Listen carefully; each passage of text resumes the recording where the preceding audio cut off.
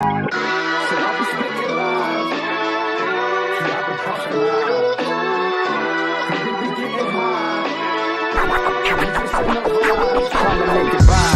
a man breathe and just hush so my mind could just cease, so my mind don't erupt.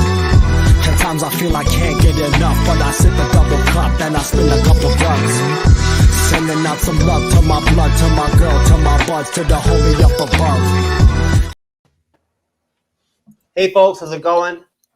MCU'S YouTube channel and podcast. This is Jeff S, aka TrueKnowledge. Humbled to be the creator and co-host of the MCU'S Bleeding Edge.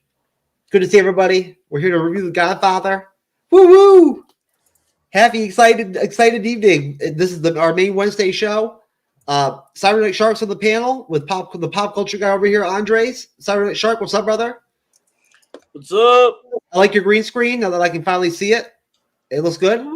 Woo-hoo. I love that. I love the. Isn't it cool, Andres? The hand with the strings.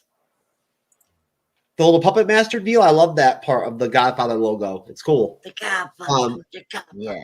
So, all right, folks. Cyberneticshark, this is his first time ever seeing The Godfather, so we got to ask him right off the bat, right, Andres? Yes. What was your first reaction when you got done with it? How did you feel going into it, Cyber, knowing that how much of a classic it was? Did you feel like did you go into it with any added pressure onto the film? No, I mean, just like any movie, if it's considered a huge successful of a film, everyone loves it.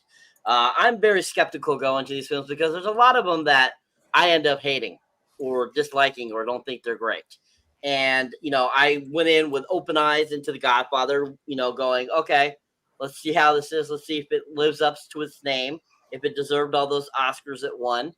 And I definitely, after watching it, I agreed. I am like, yes, this deserves to get all the credit it got because it was a really well-written film, really well-directed, really well-acted.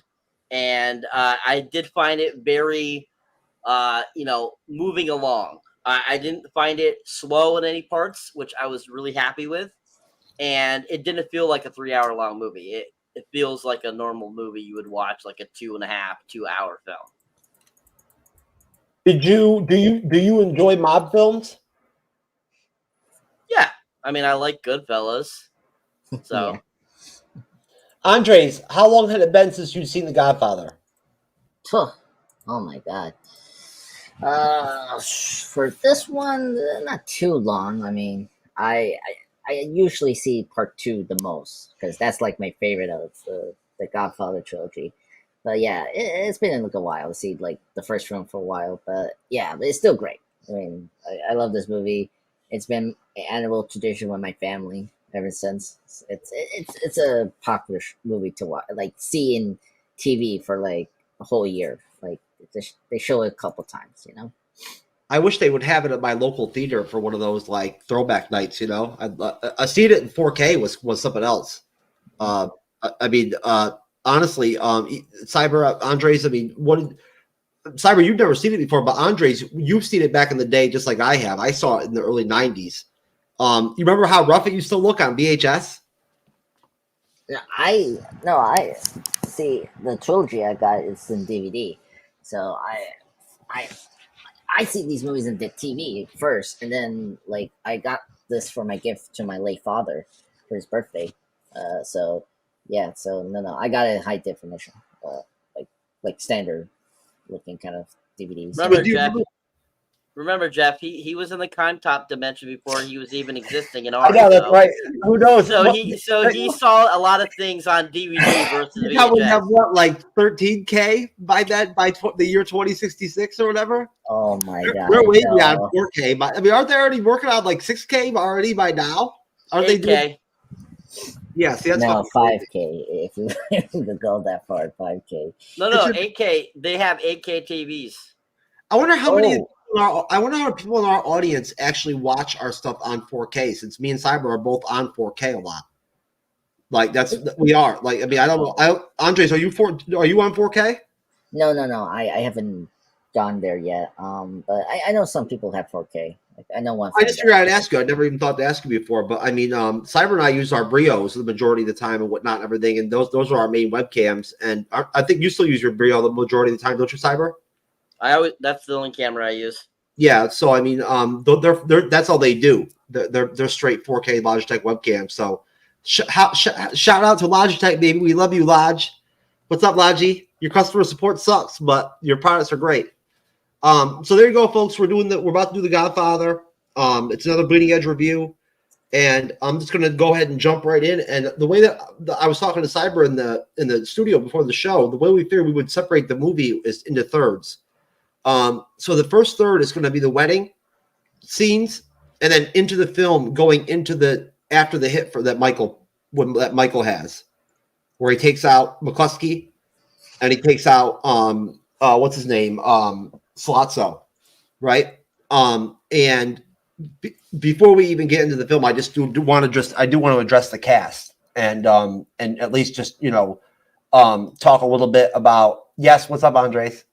Trying to say F you in the comments, but you do that? Okay. And just talk about the cast a little, because I mean this does have an ensemble cast. And this is the start of a couple of for instance, Diane Keaton. I think this was her first big film. Was The Godfather. This movie really made her.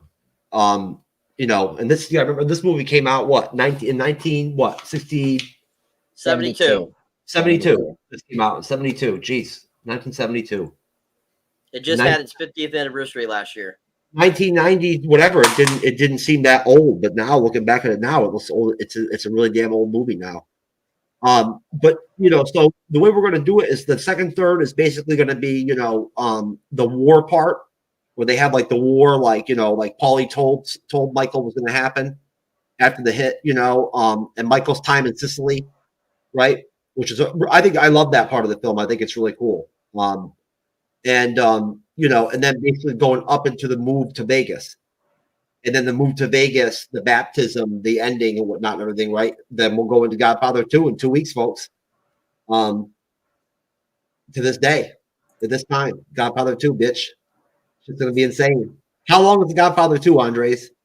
Much longer than this. And plus... What is it, 4.5 hours? No. It's kind of like the Killers of the Flower Moon runtime, like that. But I think even longer. It's almost 4 hours, isn't it? I think. Yeah. Let me check. I have. Yeah. Either way, it doesn't make any difference. It's a really good film. Yeah. Oh, it's only 2 minutes longer than Killers of the Flower Moon. Once we see both of them, then we can be able to ask. I'll wait till then to actually ask you guys to contrast the two films. But so we'll start right off with the wedding and the head of the funeral parlor guy that shows up and comes in, because of course this is the Don's wedding day, his daughter Connie's wedding day, who of course is played by Rocky, classic actress, what's her name? Here. Talia Shire. Yeah. Plays Vito, Don Corleone's daughter. This is her wedding day to Carlo, the fucking louse, and wife beater, everything and whatnot that he turns out to be. But basically, it's her wedding day, and it's I guess it's a Sicilian tradition that as a godfather on the wedding day of your daughter, you have to grant any concession that's brought to you or whatever, whatnot, and everything, while on that day. And then so we have the wedding. We get all the main characters pretty much introduced. Right off the bat, we meet Tom Hagen, right? Very young Robert Duvall, who is the conciliary, or basically almost the right-hand man of the Don, that handles all of his, but he's his strategist, sort of, you know what I mean? If I guess if you want to go by how the mafioso works.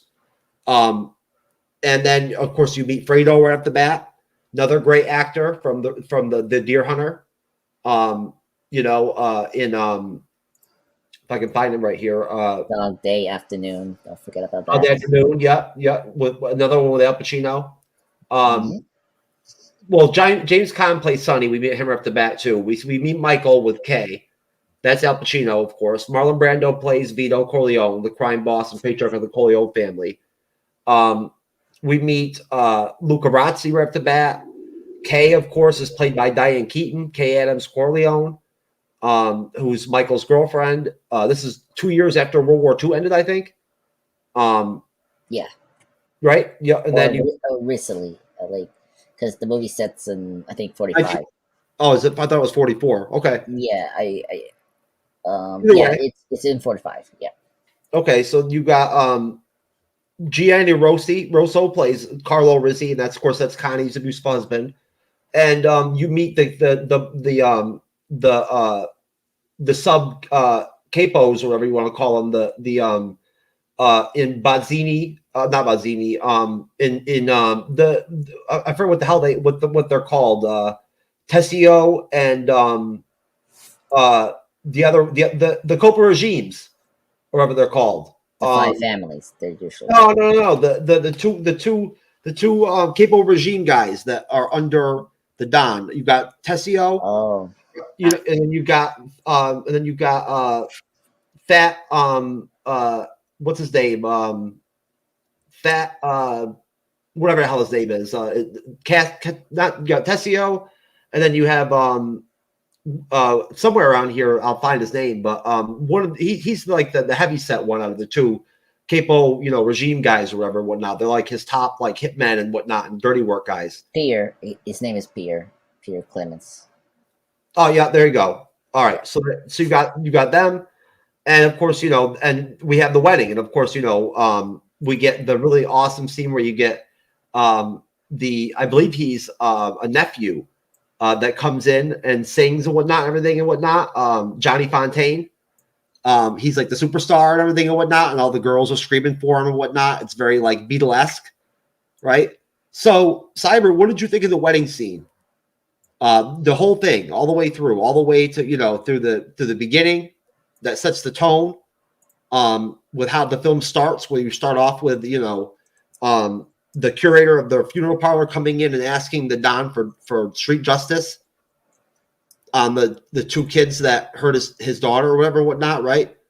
And then all the way through to meeting the cast and everything and whatnot, and then just your thoughts on the cast itself, the ensemble, the wedding itself, the music, Johnny Fontaine, and then all the way through to the end.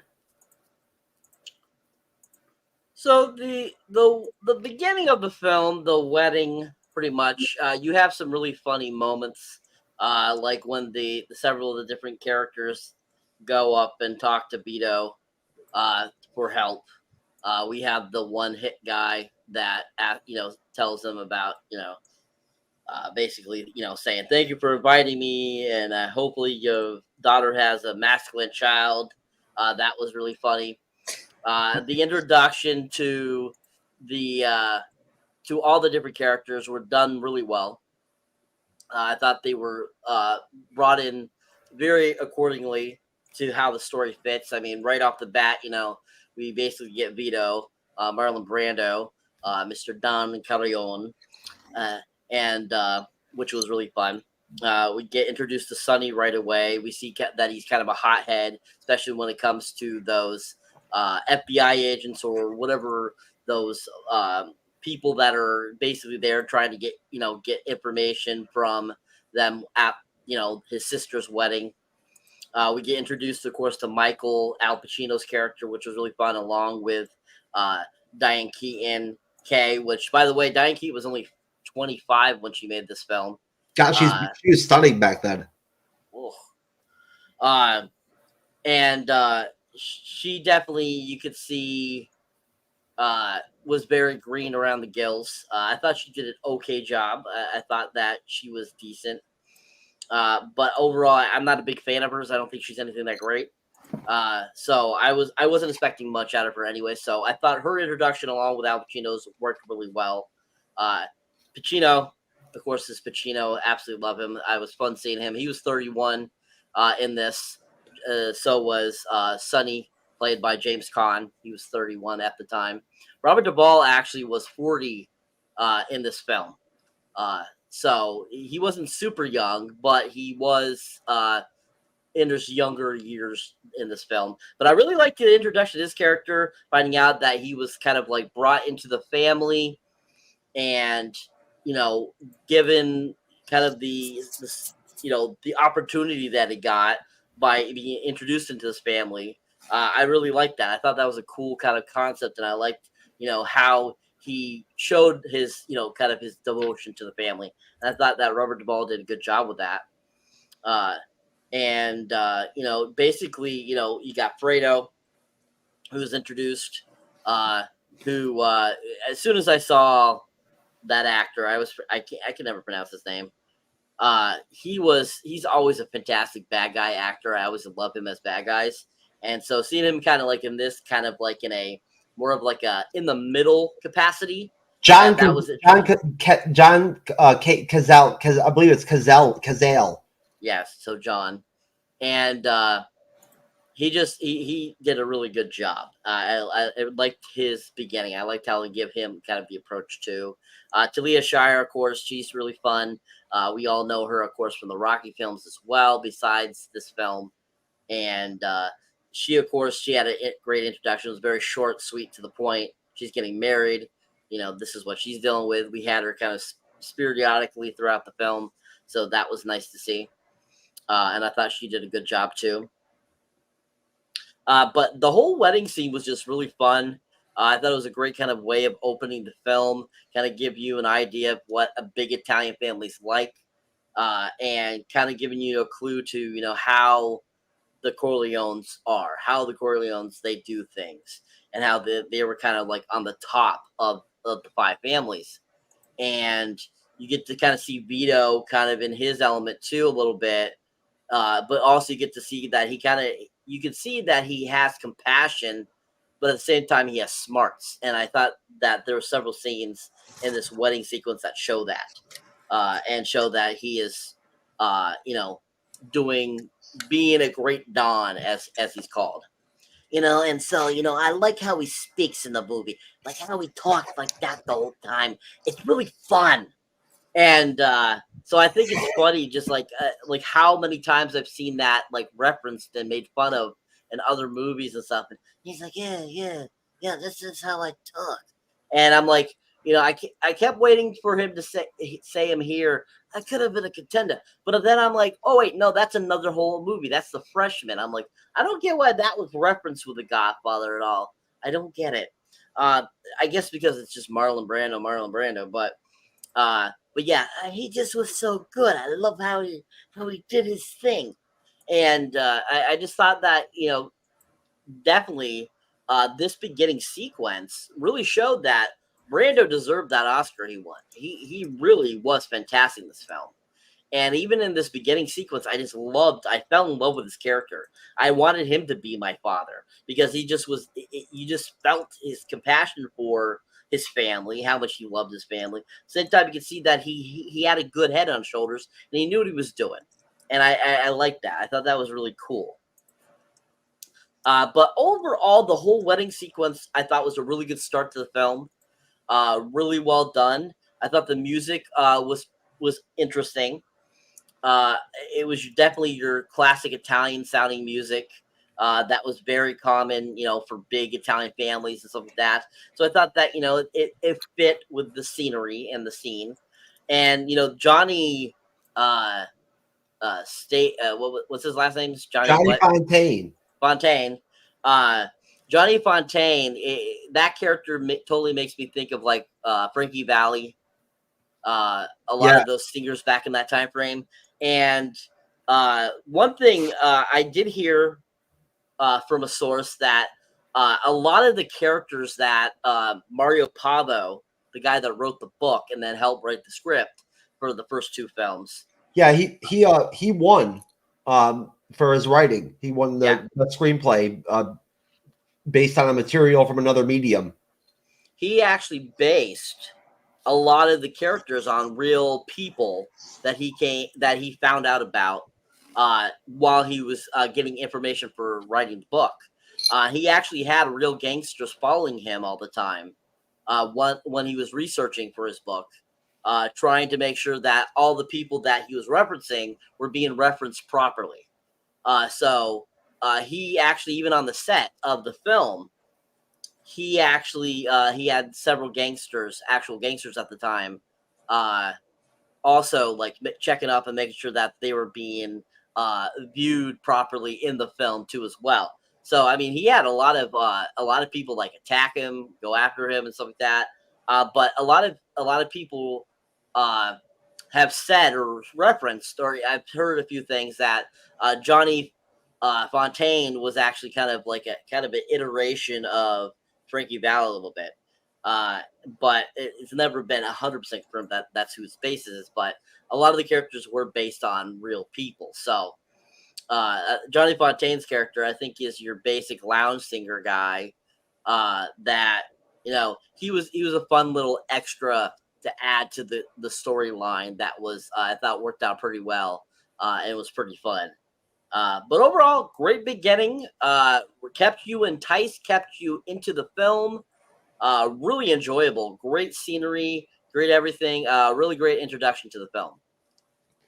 Andres, and just to put it out there really quick, the film overall financially, the budget was somewhere between 6 to 7.2 million, and the box office was somewhere between 250 to 291 million, which at that time set a record. Andres, you sir, go ahead. Sure. I mean, there's nothing. Yeah, I mean, it's nothing to say much about this wedding. The wedding is so iconic. I mean, speaking of Brandon's voice, the part that cracked me up, I say like, oh yeah, you could definitely parry the voices when he was talking to the what was it, the grandson he had, the senior, the godson, Johnny Fontaine. He's like, be a man, like. He was like so funny. He just attacked him like that. It was like, oh my god. And then of course the famous line, he's gonna offer a offer that he cannot refuse. Like that is a kind of line that I remember like since growing up. I mean, it's been parodied. I mean, there's a lot of things that's parodied about this movie and the part 2 as well. But yeah, it's such a great opening. I mean, like Francis Ford Coppola is one of the best directors back in the 70s. Remember, him and George Lucas are actually really good friends. He's part of that like new wave of directors, like with George Lucas, Steven Spielberg, and of course Martin Scorsese. As well. They came out during the 70s as these new, like young, like experienced like directors, just changing the way of what filmmaking is and all that. And Francis just does it with this book, so well with the epic score from his father that they work on in this film, and his direction and the casting. Remember, like him and Paramount were on like good terms because he had like some ideas of the casting that he was able to like bring over this movie that's been so iconic where the studio were afraid, because like Brando at the time was not reliable at this point. He was a box office bomb. He was like ridiculous, like trouble in the behind the scenes stuff. So like it was a big risk for this movie to take on Brando. And I mean, this movie literally like re-energized his career. Like after this, he's in great films like Last Tango in Paris, of course Superman the movie, and of course Apocalypse Now. Like it's just this movie helped a lot. This was a major career for everyone. Al Pacino and James Caan, Diane Keaton, and everyone who is in this movie. They it just took their careers apart. So the opening is great. It sets everything, like who are the major characters we have to follow. I mean, clearly, the story and the trilogy is all about Michael. I mean, he's the main protagonist. Yes, Brando is the big one for this movie, but he's like, you think about it, he is the main character, but he's not like in the movie for too much. Like it's really Michael's story, seeing this young man who didn't want to be part of this family business becomes this ruthless godfather, and following where his father left, gonna teach him and left after he dies. So it's such a great character driven film, like such a great character driven film. Seeing this guy who didn't want to be part of it, and then he has to be part of it, you know. So yeah, so I'm excited to talk more of the film. Overall, opening, it's awesome. It clearly sets the tone, the characters, and all that so brilliantly. And plus, it's funny a couple times, which is great. But yeah, yeah, overall, great opening. Yeah, Stephanie that's said, right. When the Don says that to Johnny Fontaine, that shit is funny. It's probably the funniest scene in the movie. He's like when he pretends like he's a girl. yeah, He's like, Don, you're Don, of course. And Tom's laughing. You know what I oh mean? my Like, god, yeah, like acting. Oh my and god, they yeah, drink the whole movie. Like the whole movie, they're drinking. Like I know. back then you drank. You know what I'm I mean, saying? Like, it was like, you know what I mean? Like every fucking scene, somebody has a drink. Or yeah, like, well, I know Italian people. I actually have one. I have one over here in my I'm neighborhood. Italian, motherfucker. You tell? No way. I don't see that. I'm sorry, sir. Yeah, what do you think But- I am? What do you think I was? I'm Italian and Czechoslovakian. right. Oh my god. Look at my Anyway, skin tone. You didn't think I was Italian? I'm from I New don't know. York. I thought you were a New Yorker slash like I don't know like a white individual. That's all. When you're from New York, chances are like 40-50% of the dudes up there are going to be Italian. That's true. If you're I don't white. know. I don't know. You don't have the what is it? The Corleone. Yeah, I cannot see that in you. I'm sorry. You should see me when I actually get tan. What are you talking about, Cyber over here? Cyber's making faces over here. So Yeah. He's not believing you. You're Italian, so we're. he knows I'm fucking Italian. He's known I've been Italian. Same. Cyber. How many years have you known I'm Italian? Did you know I was Italian from jump? You told me about a year into our friendship. So There we go. I knew. That's actually your best impression yet, Cyber. I like that one. 2 years, 1 year and What? No, no. Just move on. Let's get to the. Imagine if Jean-Claude Van Damme would have been in this film. That would have been something else. He would have been 12. Yeah, in the 70s, sir. Well, either way, so I mean, basically off the wedding, it sets up a couple of things that we do need to carry over and move on in this first third of the film, and that basically is the fact that Johnny Fontaine comes to the Don and says he wants this role in this film. He's perfect for it, but this Hollywood producer over in California, what is his last name? Waltz, yeah, Jewish name. He refuses to give him the role. That's when he starts crying and everything and whatnot. And so the Don sends Tom Hagen to make him an offer that he won't, he can't refuse. And from there also, the Don establishes and says right off the bat that Connie's husband, and this becomes important, he doesn't want him involved heavily into the family matters, right? Like right from the jump, like Cyber says, he's smart. He's like, just give him like bullshit work. You know what I'm saying? Like he's a smart, he's very smart, the Don.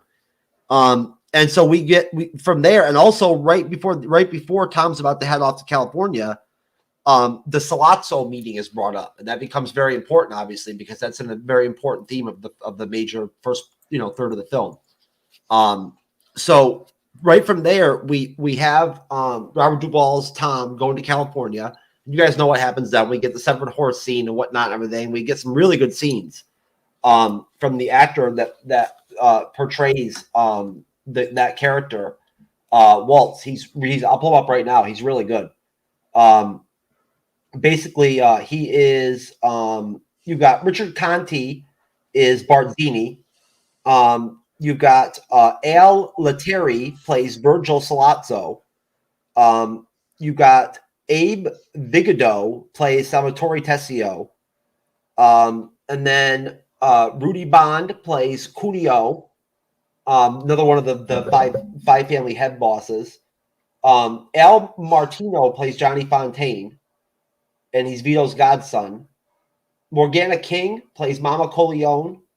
And Lenny Montana plays Luca Brasi, the guy that's reciting the speech and everything at the wedding. But basically, Swartz.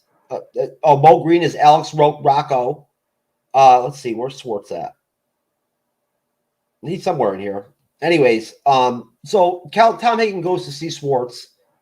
Jack Waltz, John Marley, Hollywood film producer who is intimidated by the Corleones. It says on here, and I love it when he says he corrupted this girl. She was the best piece of ass I've ever had, and I've had them all over the place. Like I love how period authentic this seems. This film, it really does come off like what the 1940s would be like, kind of to me in a way. And I love the fact that we get this part where he goes over to California and whatnot and everything. I think it's an interesting scene, but I'll let you guys elaborate on your own, because I mean, we all know what happens there. Basically, Tom, when Waltz turns the Don down, his price stud horse gets his head severed, and essentially from there, Johnny Fontane gets the role.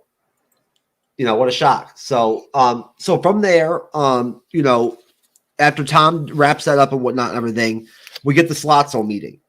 And the Godfather turns it down, right? Again, now Godfather, the Slotzo, of course, he's being sponsored already by the Tattaglia family, right? He's already being backed by them. That's it's put out public. That's like public knowledge. But basically, the Godfather doesn't want anything to do with heroin, and that's what Slotzo wants. He wants $1 million cash and political and police protection. In order and basically, the Godfather will get 30% a year on his end off the drugs. And when the Godfather says no, he's not an asshole about it. He's like, it's nothing personal. He's like, I don't care what a man does for a living. He's like, I just, this isn't good business for me. This is dirty. This is dangerous business. And right there, when he says no, he tells Sonny to send Luca Brasi to put rumors out that he's unhappy with the family, right? So that he can try to squeeze his way in with Tattaglia and with what's his name, Slotzo, right? So from there, when Luca goes, he gets killed. Before that, we get Kay and Michael, and right then when they're out in the city talking and whatnot, I think it's Kay that sees the newspaper that the Godfather has been shot, and right before that, we actually get the scene where, what's his name, the driver pretends he's sick or whatever, whatnot, and doesn't come in, right? And Fredo takes the Godfather to the city, and right after Luca Brasi gets killed, right, right at that point, they basically put a hit on the Godfather, and basically they grab Tom Hagen too. And Slotzo tries to tell him that the Godfather's dead. We got to negotiate this. You got to get Sonny settled down, so this doesn't turn into a war and whatnot and everything, right? Like, he makes an example to show that he's willing to let Tom go alive and go back to the Corleone family. Although he is picked up at gunpoint, basically, and at that point, that's when Michael goes back to the house, kind of starts getting. Was that like a blip in the time dimension? No, I think it was you. You blipped me. Oh, so Michael comes back to the house, and he's kind of starting to get like around the family business and whatnot and everything, right? But they're trying to not like really make him a part of it. Sonny's doesn't want him to be involved, really. This kind of loosely. Michael ends up going to see his father when he goes to see Kay and tells Kay, like, I don't know, when I'm going to see you again. Well, no, I think that's actually the next dinner is after that is when he tells him that. When he goes to the hospital, there's nobody there. There's no guards, everything and whatnot, right? And we'll stop there. As far as what what happens when he actually gets there, but up to that point where we get the Godfather getting shot, we get the meeting, we get the scene with Tom Hagen in California, right? Luca Brasi getting taken out by the Turk, right? And Tessio, not Tessio. I'm sorry. What's his name? What is Tatalia? Bruno Tatalia. And the Turk. Remember who Tom Hagen said he's good with the knife? To the Godfather, and that's what he uses too with Luca Brasi when he goes to smoke a cigarette. And then up until the point where Michael gets to the hospital and there's no guards there, and then I'll go from there. Start with you, Andres. Okay. So deal, then through the hospital. Okay, all right. So I mean, this is where the plot actually moves, because this first movie is all about this movie is about like the change of the families and the time that the climate of this business is going to change, and starting with the narcotics thing is a big deal for this. And it's very interesting looking back at it. I did remember that, yeah, Cologne is a very he wants to keep the business like legitimate, like Michael, just like Michael, like later, he wants to keep his business legit, in terms of legitimacy, and keep the cactus, like his connections, happy, right? But when you add drugs, it's gonna be a little more complicated, because you didn't because first off, if you're dealing narcotics, there's gonna be a whole lot of trouble with washing stuff, and or people who are addicted to drugs are gonna cause you problems. So like it just spirals badly if you've seen those kind of movies before. And so, Cologne doesn't want to have this, this new thing that's like seeing its potential for business wise, but it just isn't, not his way as a person of business, right? Of the Godfather, right? And so I like how the way he did it, but I forgot that, yeah, he was very suspicious about the fact that he brought up he already had contact with this other crime family. So it's weird that he's going through, like, the Cologne, which is, it's very suspicious. Like, why he couldn't just go to the family he has to keep him protection and all that. So it's just very funny. He has to go to the Godfather to get protection and all that. Yeah, and obviously another famous thing about the sequence is the fish. Another parody thing is like, yeah, you're sleeping with the fish, and, and of course it's from this movie, with the bats and the fish. And like, it's such an iconic moment. It's like, what is this? And it's like just a message to them that, yeah, one of their men are dead. So, which is great. And his death was brutal, like stab in the hand, and then being struggling. Like, you see a little bit of like his eyes kind of like popping out, and the little blood starting to maybe coming out. Like, it's very violent. That's the thing. Like, this is the era when cinema was like laying loose of violence, because remember, the APA started to become more flexible with violence. Like, starting with Bonnie and Clyde in 1967, if I remember correctly. And so since then, violence become much more gruesome, and this is like no exception. I mean, look at the horse.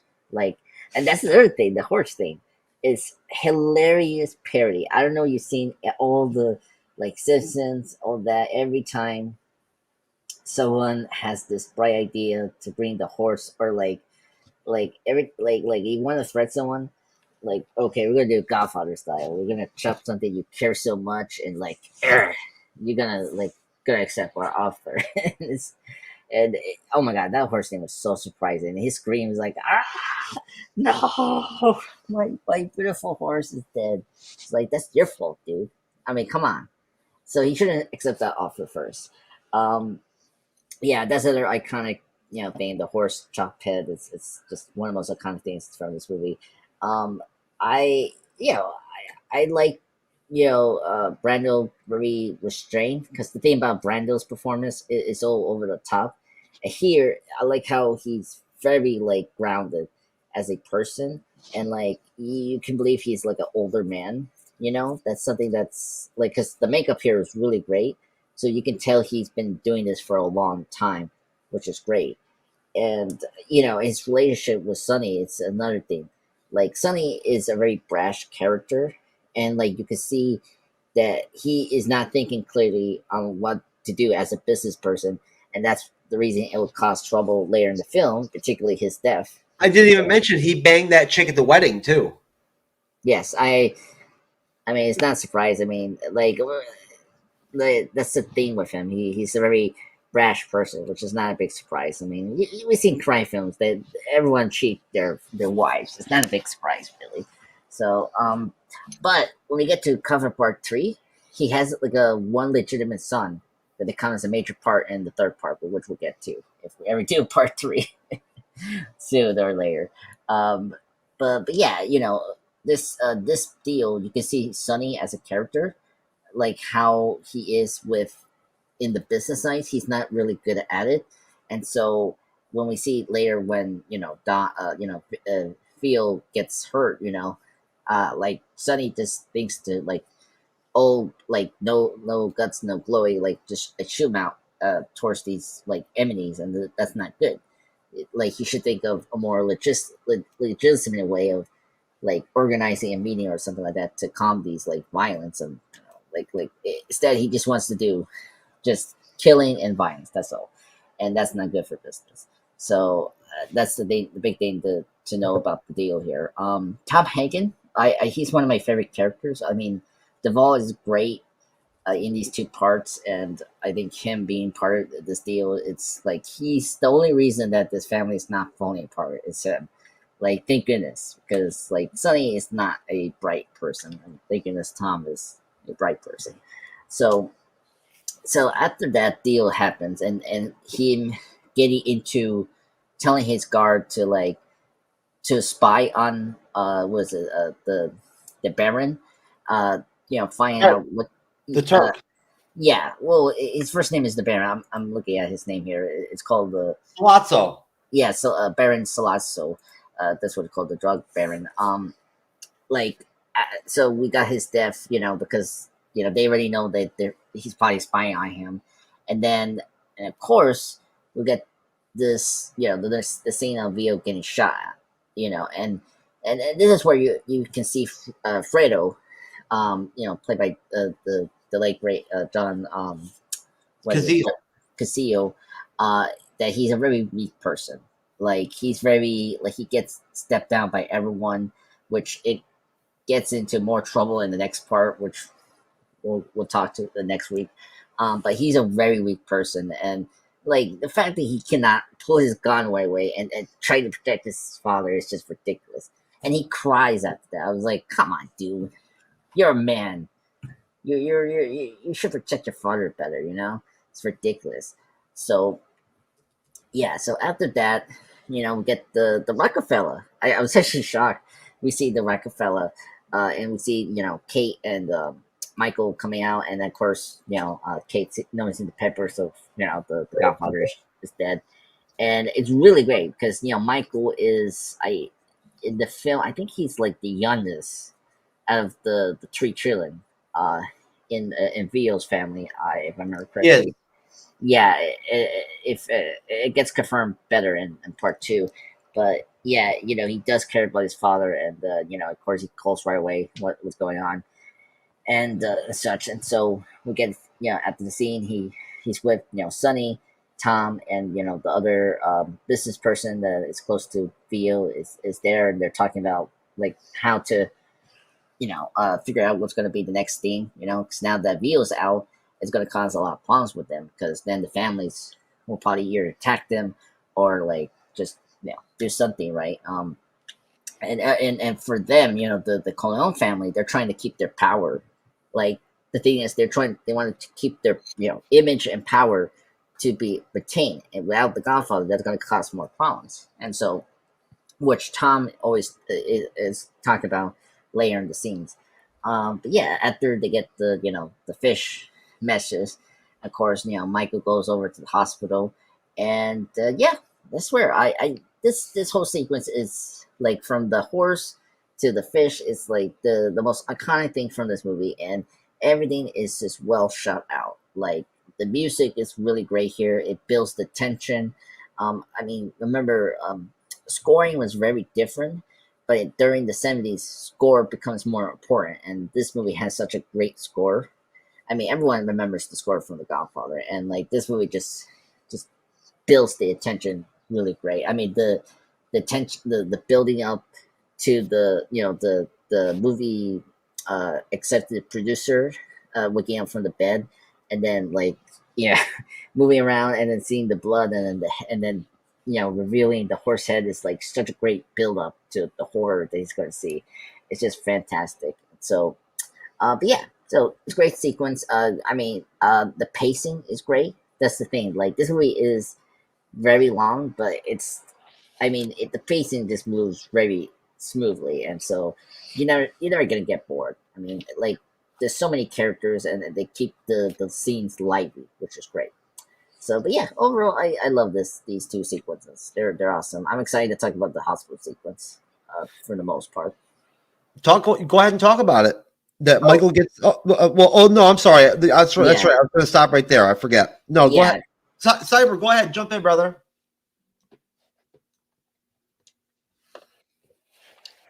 All right. So we're talking about From the wedding, the end of the wedding, from when Tom Higgins goes to see Waltz, to when Michael gets to the hospital and all the guards are gone.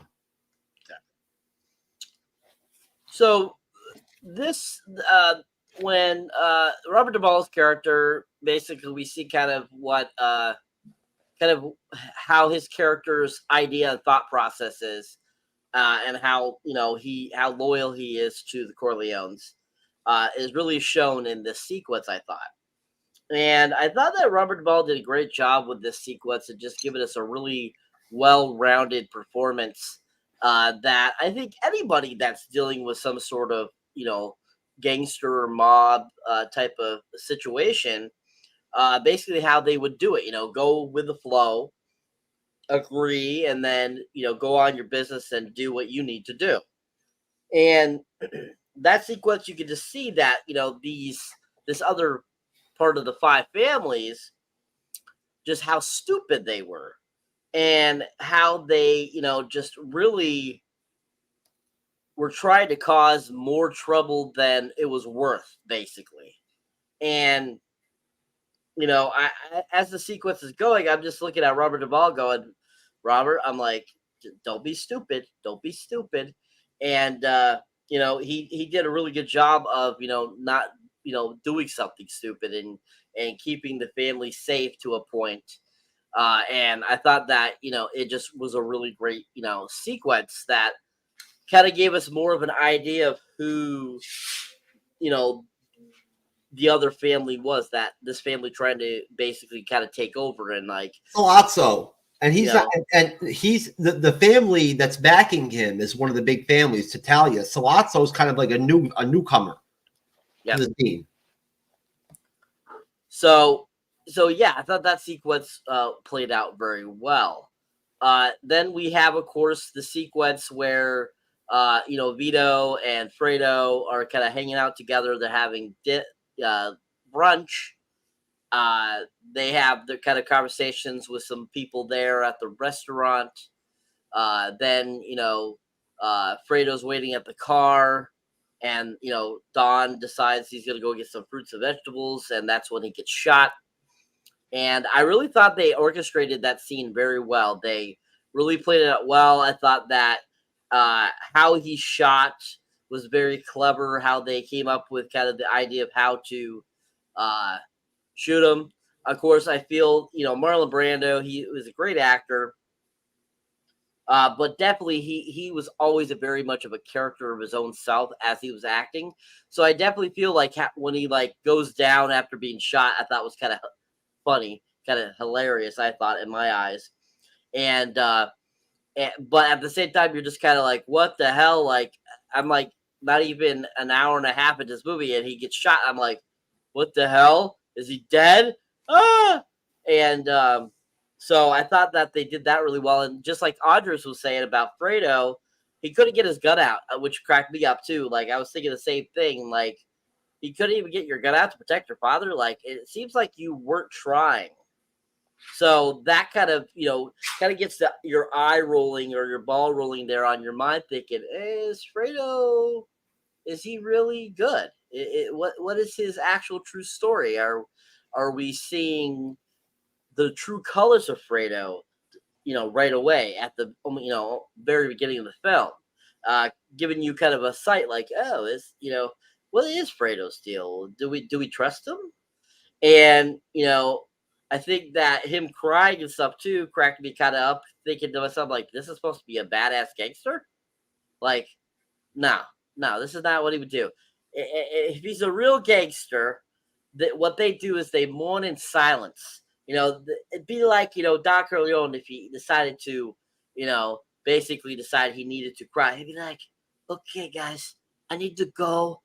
I need to have some private time," and then he would like basically go and like, in his own time at his own private time. So to just bust out balling like that John Calabrese, whatever his last name is, Fredo, I think that was just another sign of how, like, there's definitely something not right with Fredo. He's not 100% with the Corleones.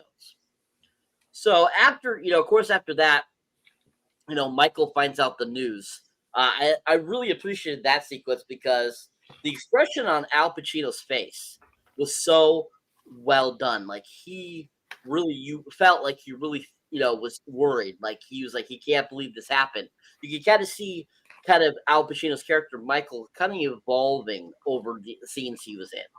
And I appreciated that they took the time to put that into, the film itself to kind of give you an idea of, where Michael started, being kind of like, not being a part of the family business a little bit because the father didn't want him to be, but it's like he still had kind of that gene in him to be like a mob boss, and you can see it's slowly turning, him becoming more and more, like a gangster.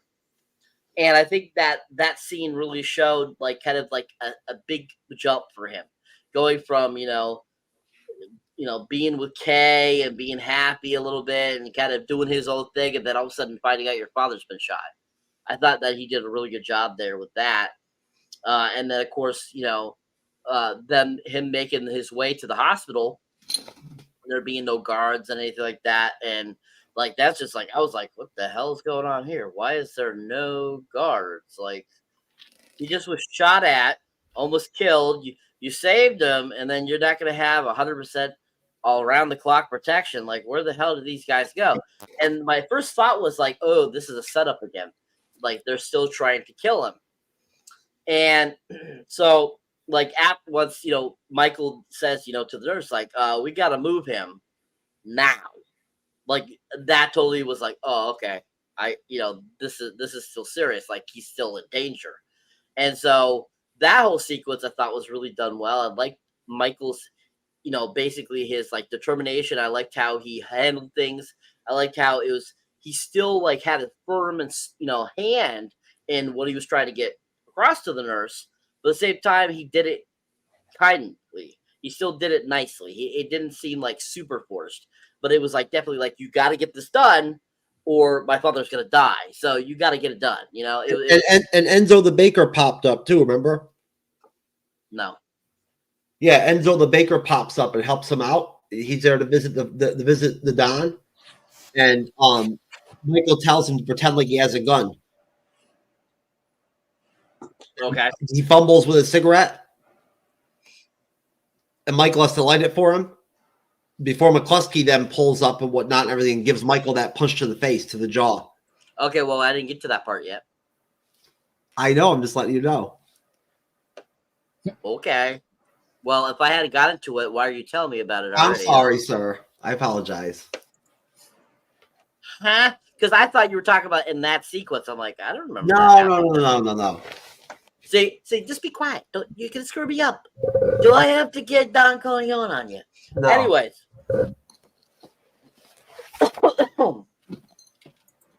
So after they get him situated, we have that sequence where Enzo pops up and is there to assist Michael. And we have the kind of that good banter conversation, kind of going back and forth. Basically, after they get Don moved, they make their way back down outside, and Enzo and Michael are there, and they're basically he ends up, he's making it look like they're up to something else. They try to light a cigarette, but then all of a sudden, out of nowhere, a cop comes and bashes Michael in the face, and that like all these cops show up, and they're like, "What the hell's going on here? Like, we're not doing anything. What the hell?" And basically, that's where it goes to the next part that you've been talking about. So that's where I'll end. Really well done. Great sequence of the film. Really enjoyable. Like I said, I found it so well paced. Really enjoyable. I didn't find any lag time, and I was always like engaged in the film. So I was really impressed with it. Andres, you want to jump in? I know you wanted to talk about that scene. Yeah. So the actor, speaking of McKenzie, McKenzie is played by a famous actor. What's his name? Something. Let me put it down. I know. Sterling Hayden. So he's a famous actor. Worked with 2 films of Stanley Kubrick, The Killing, and he's the crazy general. Oh, Jack. Yeah. So.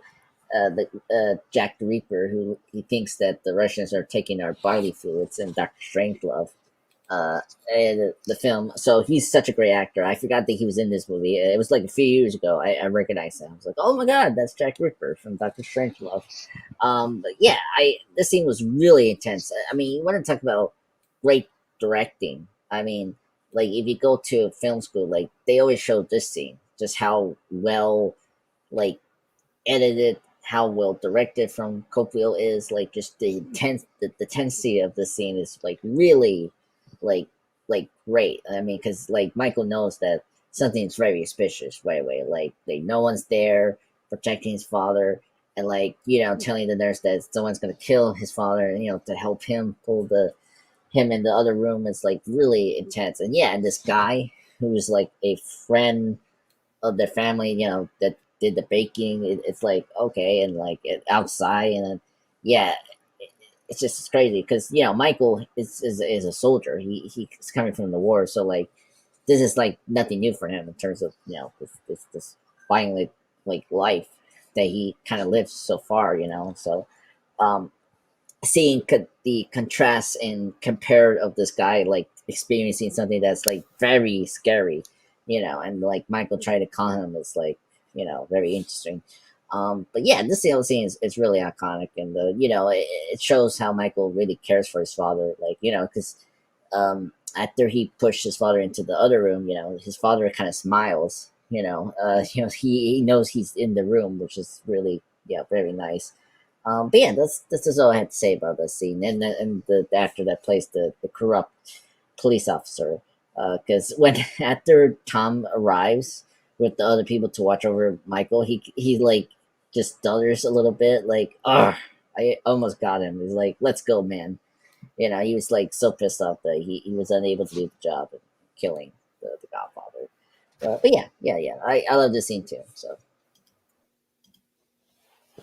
All right, well, so that was Enzo the baker that popped up and everything and whatnot that helps him out.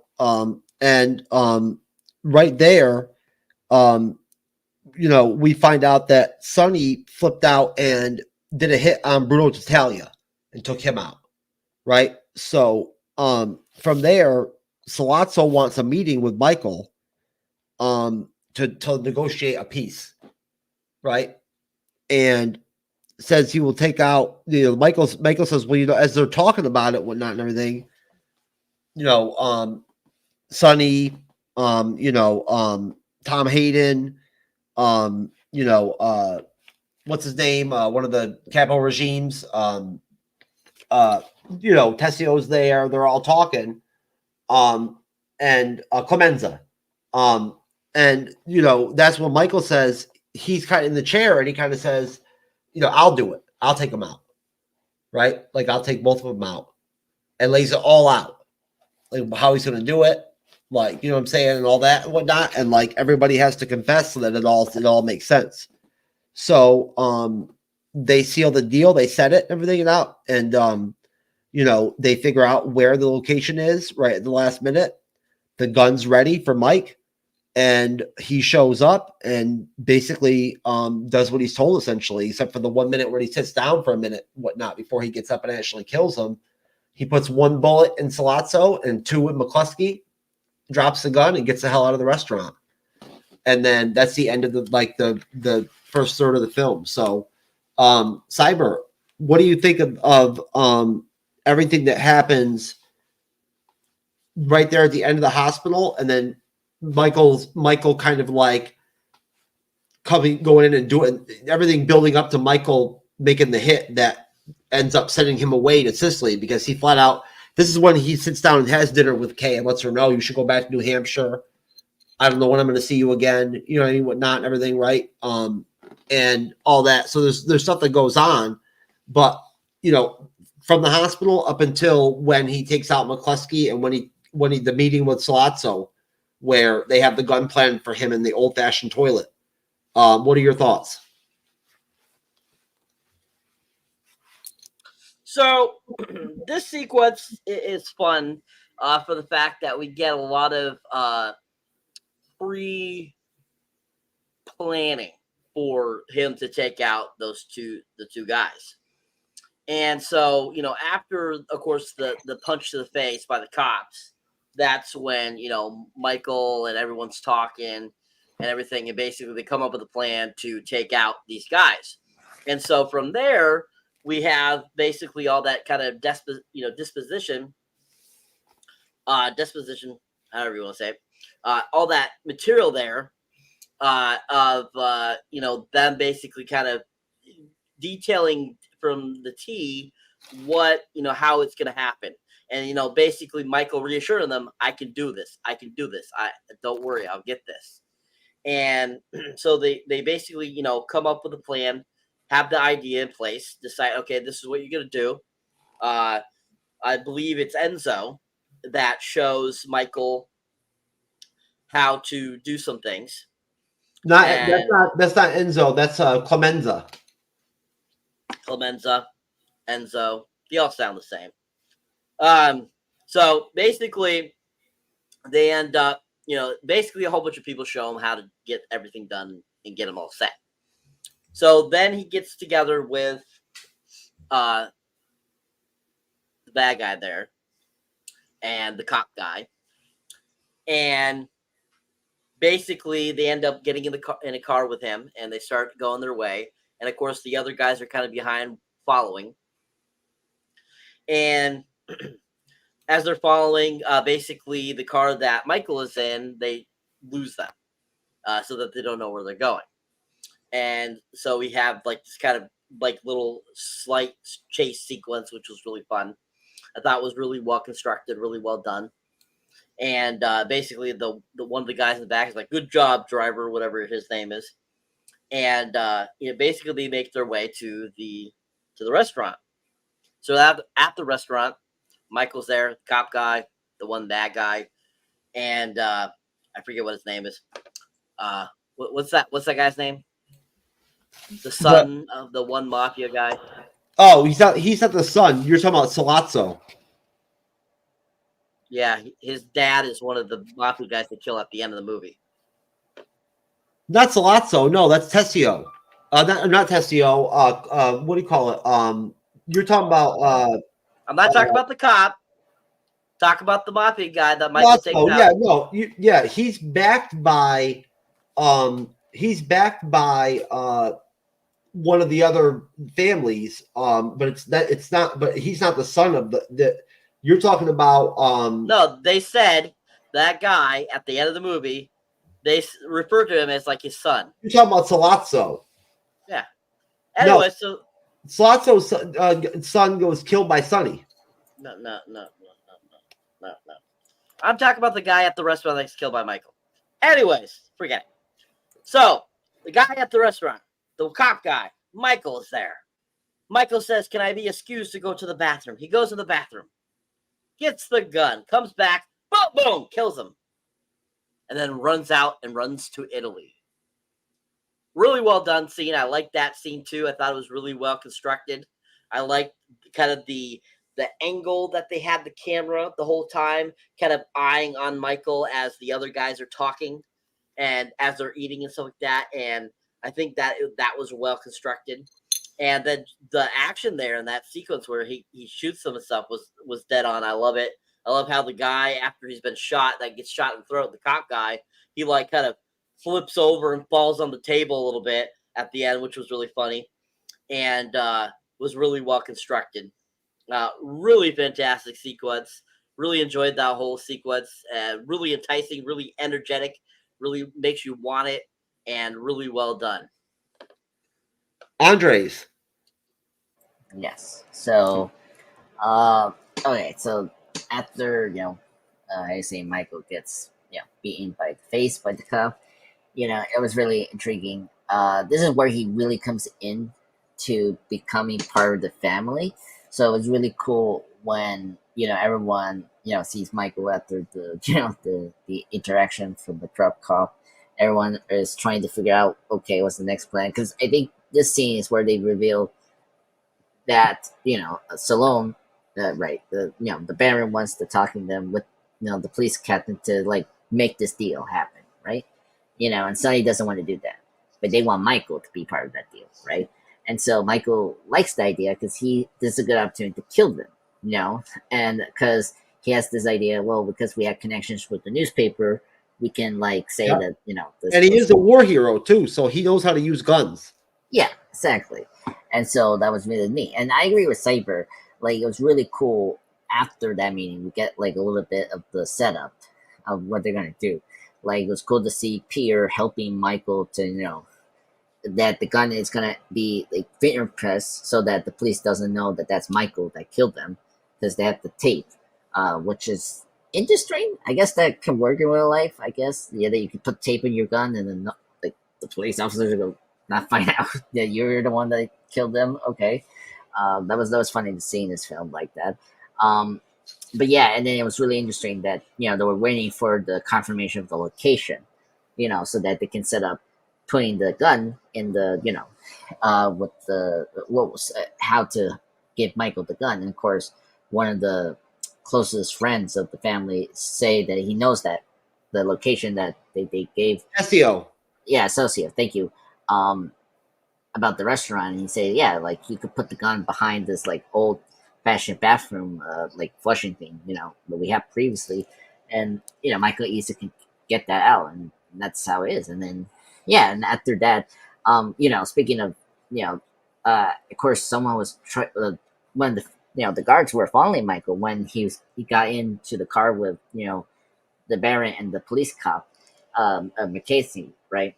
And of course the driver sees that they were following, and like he was able to how you say like get those guys off their trail. So Yeah, he that was heading towards Jersey, and then all of a sudden he turned around on the turnpike or whatever, whatnot, and like fucking went Yeah. back to New York City. yeah, exactly. Which that didn't help because they know already that they were going to that location, right? Yeah. So then after that, Michael is calm. He's following the orders and plan, right? And then he asks them to go to the bathroom, gets the gun, and then bada bing, bada boom, kills them. Yeah, it was very funny. The funny scene was with the police captain. Michael shoots him in the head or shoots him in the throat first, and he like he's like still eating his pasta. He's like and shoots him in the head, and his blood is like and he drops dead. I don't know. I always found that funny. And yeah, and then the music just does the classic dance like dun dun dun dun. It's like, oh my god, tragedy. It's like, come on, those two guys were awful. Yeah. So then after that, right, we get this like really cool montage on like the warfare between the five families now. We don't see like violence as like you see in the like the Scorsese films, right? Like, Goodfellas and Concealed, you see like this montage on the like the violence like clipping off these people, right? You don't see that in Godfather. You see this very classical like classic Hollywood way of like, okay, newspapers seeing like bunch of the henchmen of the guards of the mafia family eating, pasta and all that, and all that. Like it's a normal day in the job, right? Despite there's a warfare against the five families. And what's the next thing after that? Where's my stop, No, Jeff? you already went past it. Okay, and that's it. Yeah, I like that scene. Do you want to opine, Cyber, on that part that Andres went to, where we see the newspaper headlines, everything and whatnot of the war going on, and like the different like people getting killed and all that shit?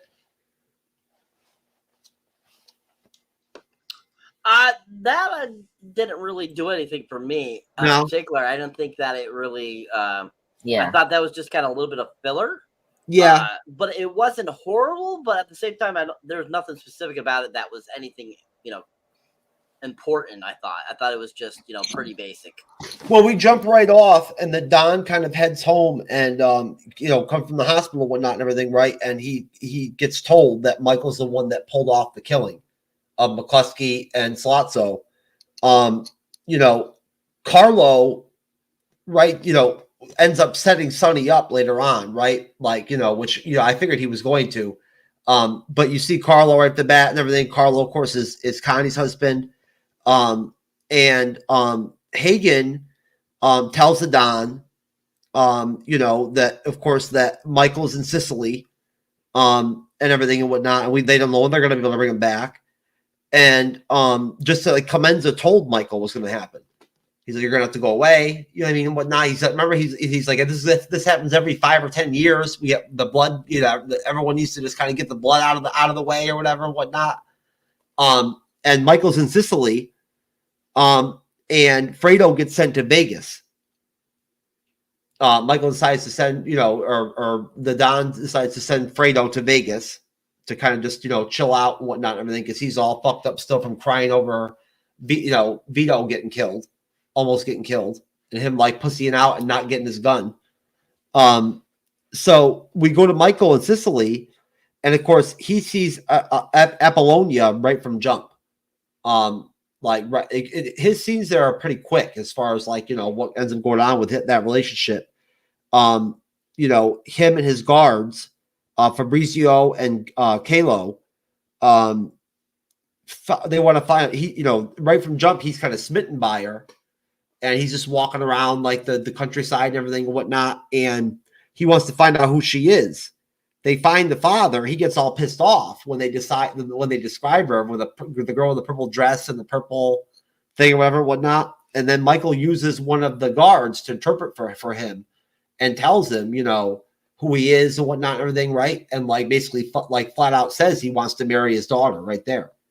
So and asks to like see her. And so he ends up going over there and attending like dinner on Sunday with with this guy. And he's smitten by Apollonia and gives her this really nice necklace and everything and whatnot and all that. And they have kind of like an old-fashioned Sicilian like courtship where they walk, with the family behind them and everything and whatnot and everything, and it's all respectful and whatnot. Sonny finds Connie all beat up from fucking Carlo. And Sonny goes and beats Carlo's ass and smashes his fucking head in with a garbage can. And the kids are like playing out in the streets and whatnot and everything with like one of the fire extinguisher, one of the what do you call it? The fire hydrant deals or whatever, whatnot and everything wide open and shit. Like they always see back in the day. Kay shows up to the compound to try to see Michael and give Tom a letter. Letter's like, I can't legally take that because that would mean that like I know where he is or whatever, whatnot. She goes in, they don't really says she needs a cab. And then all of a sudden we get the phone ringing, and Mama Corleone picks up and it's Connie. And of course, Carlo beat her ass again, right? Because he's banging some other chick and the chick calls the house and or whatever, whatnot. Either way, Connie throws some dishes around and shit, throws the dinner on the ground and whatnot and everything.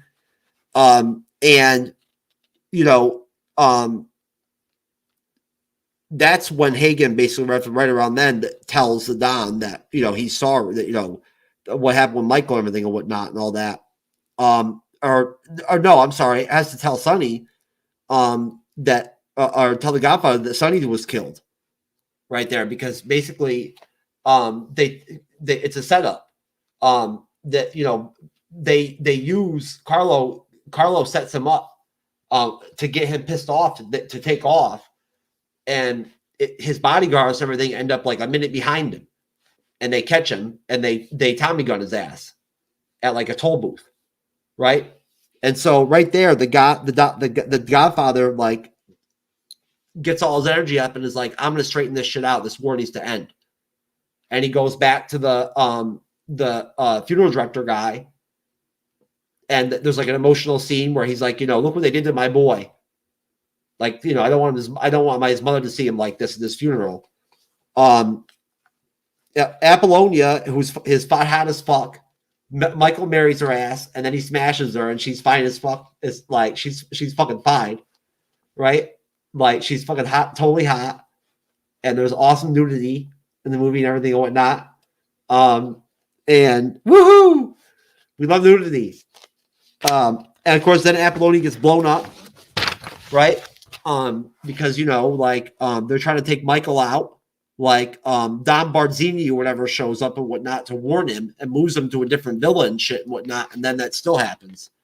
But right there, the Don sets up a meeting with the 5 heads of the 5 families, and he sets a peace so that Michael can head back home. Right? And then at that point right there, Michael is able to come back after the meeting. You guys can talk about the meeting where they make peace, right? And the Godfather relents and decides that he'll use his political connections and whatnot and everything, and use his whatever leverage he can to help the drug trade. He'll actually participate in it and whatnot and everything and aid that from happening. And he won't want vengeance.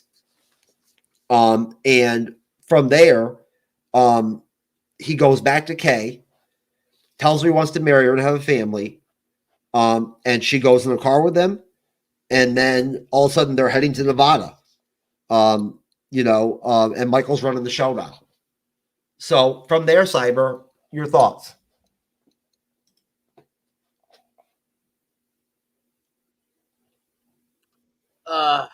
Let's see. You see, you see Apollonia's titty a little for like a minute, for like a second. Yes, we do see that, people.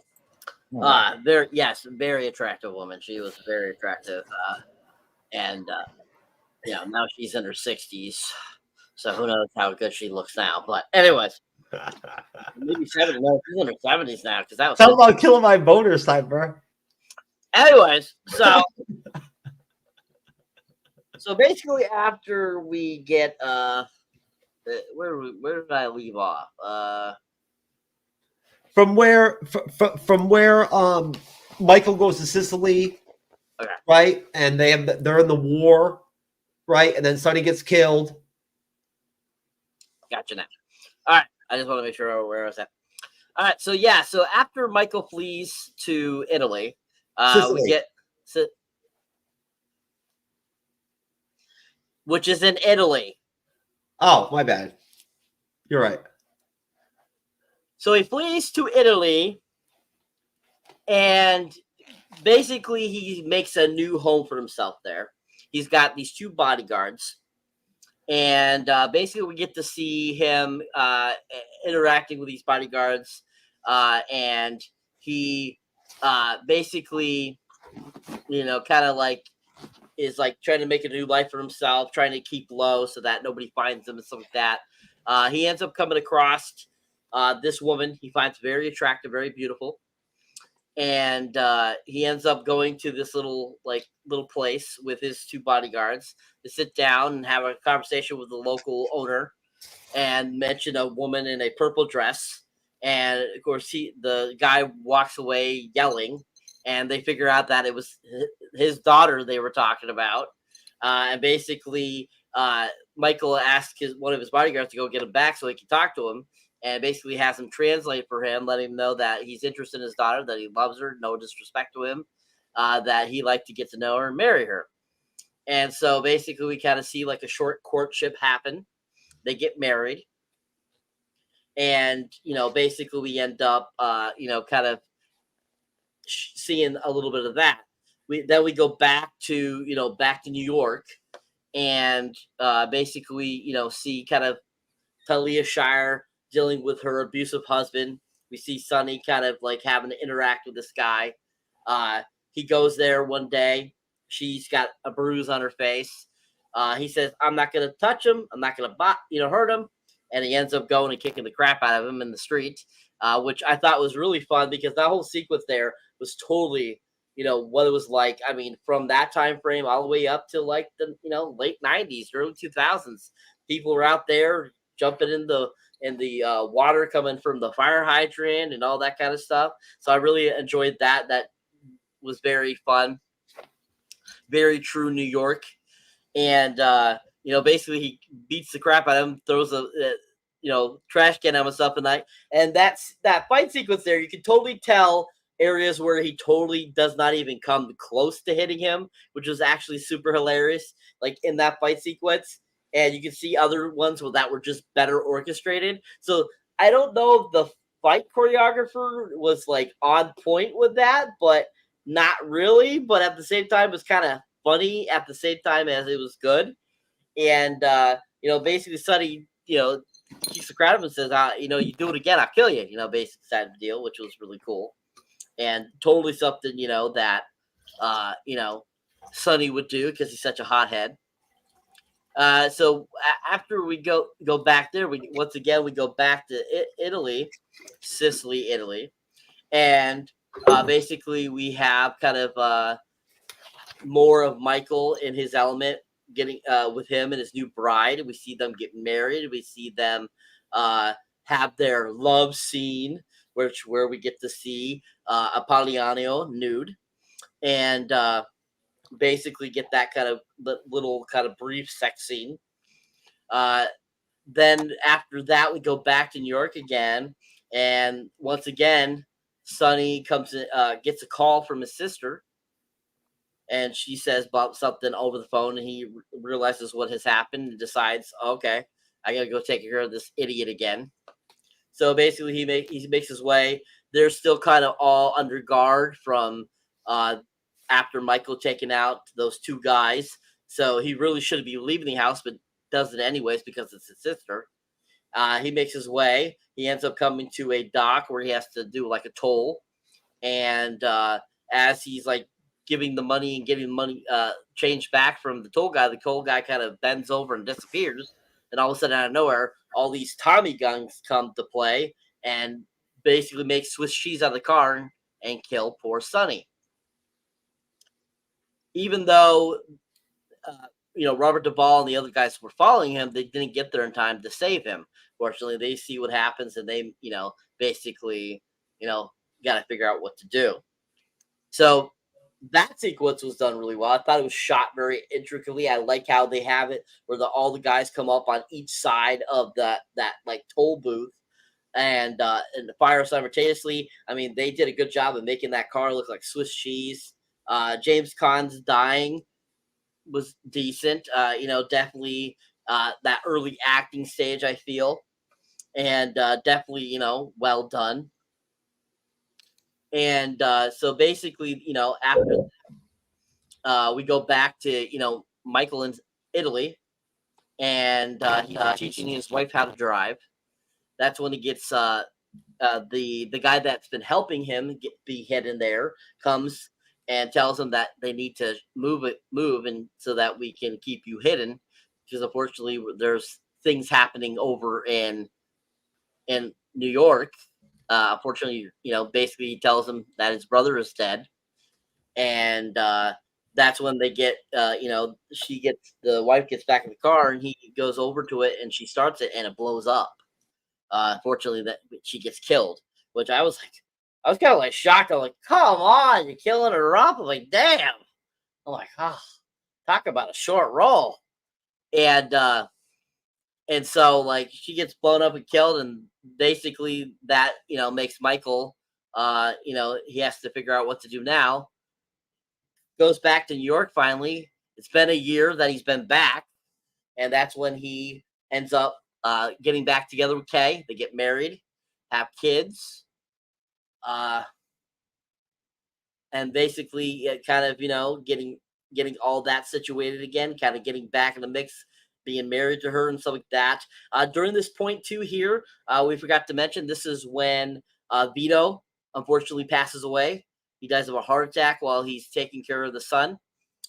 And I thought that sequence was really funny. I thought it was super hilarious. I thought it was like super like funny how Marlon Brando was with this little kid. I think that was just Marlon Brando playing with that kid. Honestly, I don't think that was acting. I think that was just Marlon fucking Brando.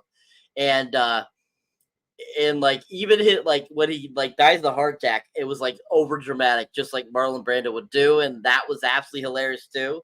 At the same time, very sad. You're like, oh, they killed off Don Corleone. I'm like, no. And you're muted, Jeff. I believe that was totally ad lib, Cyber. Okay. And yeah, just that was a great scene. Very, very well done. Funny, that kid I felt like was not was ad lib too, because he just when he goes running away from him after he's like supposed to be dead, it was absolutely hilarious too. And basically I think that's where you ended, was about there. So yep, so great sequence, lots of great fun, lots of great action. Unfortunately, several deaths that sucked, that I wish they hadn't done. But I understand it makes the story go along to basically bring Michael to his, to become the next Godfather. And I thought just overall really fun, really great written, great acting, and just overall really fun. Andres. Yeah. So yeah. This part is kind of like every character is kind of separated. Now that the assassination attempt, it's done. Michael has to kind of hide in Sicily, and get it's pretty much they want the whole New York, the whole family's gonna calm down for years, and then be probably safe to go back, I guess, which is kind of ridiculous, right? And so yeah, you see, and there's some developments that kind of go over while Michael is away. The sister's getting abused by her recent, husband. He's just such a jerk. When we get to it's very shocking. This was very nuanced, right? You never seen this type of thing in a movie. See an abuse kind of housewife kind of situation, this was kind of unique at the time, during the 70s. So it's kind of oh my god, she's getting abused. And yeah, the scene when Sonny attacks the husband in broad daylight, it's very not choreographed, but that's the point. You're trying to be realistic, because when we do it, it's going to be chaotic and not organized and not John Wick style of fighting or beating up this person. So I felt like that scene really worked. Obviously that was kind of the downfall of Sonny when he was gonna die because of that. So of course the setup was inevitable, but his death was so brutal. I mean, I don't know, this was worse than Bunny's. Andres, what did you think of the meeting with the 5 families? It's after Sonny's death. But yeah. I mean, the family meeting. I mean, I agree with Colin. It was all just face. It was all a visage, really. Everyone agreed to stop, what they're doing, letting Michael in, and have a calm thing. But the fight wasn't over really. So that meeting was just just pretend really. And Colon, he is the oldest, very experienced, mafia boss person. He knows how to speak to them. Okay, I'm not gonna take advantage of you. I just need to do this, to bring Michael back, but at the same time he's gonna kill them anyway. So, he knew how to say what those people had to hear, that he's not he's gonna uphold his word, which is not true. Cyber, And obviously, Cyber, what do you think, Cyber? Do you have any thoughts on the meeting? Basically, I thought that the scene was a great power play by the Corleones. Yeah. I understand why they decided to do that. It wasn't like a pussy move or a dick move or anything like that. It was totally a player move, like so that they could get into the position that we end up getting to at the end of the film. So I thought that was really smart on their part. Andres? Okay, so after, well, I don't need to talk about the meeting, but so after Sonny's, getting back what I was saying, yeah, after Sonny's death died, we got, Michael, being in Italy, which is, okay, those are my least favorite part about this movie is him in the Italy part, but, it's like, he has to be there hiding, so, like, I understand that. But it was funny when he had to, like, have someone to interpret his words to the father, and like he wants to talk to her. That was like a funny scene. I did like about that. And the wife is just hilarious. Like, she's very, I don't know, not bright, I'll say. Um, and of course the setup is funny. Like before her death, like she wants to surprise Michael to drive, right? And then after Michael goes out, it's like, oh, he sees the car. He sees the friend who is the betrayer who put probably a bomb in the car, right? And he's like looking back and forth. He's like, oh my god, what's going on? And then he's like, stop, don't turn on the engine, and then bam, explosion. I was so like when I first saw that, I was like, oh my god, this lady's dead. Yeah. And then so then after that, the scene where, was it Cologne sees the Sonny's, body in the morgue. That was a great scene. Like I actually liked that. Like he, I feel like that was his best acting. Brando, when he was talking about his dead, son's body and all that. That was a great scene. That was very powerful. Yeah. So then after that, I also want to bring up that one. I want to bring up because I don't want to think about this, but this was kind of a weird plot line. The beginning and then until his death, there was a bodyguard that died that was like a friend of Sonny, and like he died in the car where Pierre, the other friend, Clemenza. Colenso, like the famous line, leave the gun, but get the canoe.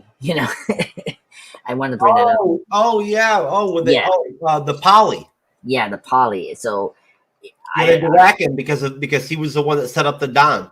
Yeah, exactly. So, that I need to bring that up because that was another iconic scene from The Godfather. Is the line, leave the gun. Clemenza goes out to take the piss. Yeah, exactly. That's the scene we need to bring up. That was another crucial thing. That Sonny was like getting the suspicious that he was not trusted. But yeah, so getting back to I just need to bring that up. I want the folks to miss that part. So after that, Michael comes back. He's now, running the show now. He's now. When he goes to CK, he's already been there for over a year. He says. Yeah. I'm getting to that. I'm talking about that. He's been a year. He's taking over the business slowly. From his father because he told Kate that he's like having health problems. Obviously with the heart attack and all that. But man, I don't know why he comes back and put Kate in that position. That's the thing about Michael. It always frustrates me in the trilogy. He puts Kate in such a like difficult position. Like he comes back, the fact that he just straight out tell her that he's been here a year now, and he didn't have time to meet her. Not like right, all that. Like I get why he couldn't do it. He likes to just marry bitches, bro. Yeah, it's I like, know. Damn, let's get married. That's his shit. Well, yeah, for business reasons, but like, yeah, but he's not like no, it's not like a laughing matter. Like he's not Sonny, he's not like Sonny where he's really like partying out, like I mean, what's funny? We watching the cover, but I didn't notice this, but his wife knows he's having an affair. Like it's just so funny that Sonny's wife like knows this affair. It's just.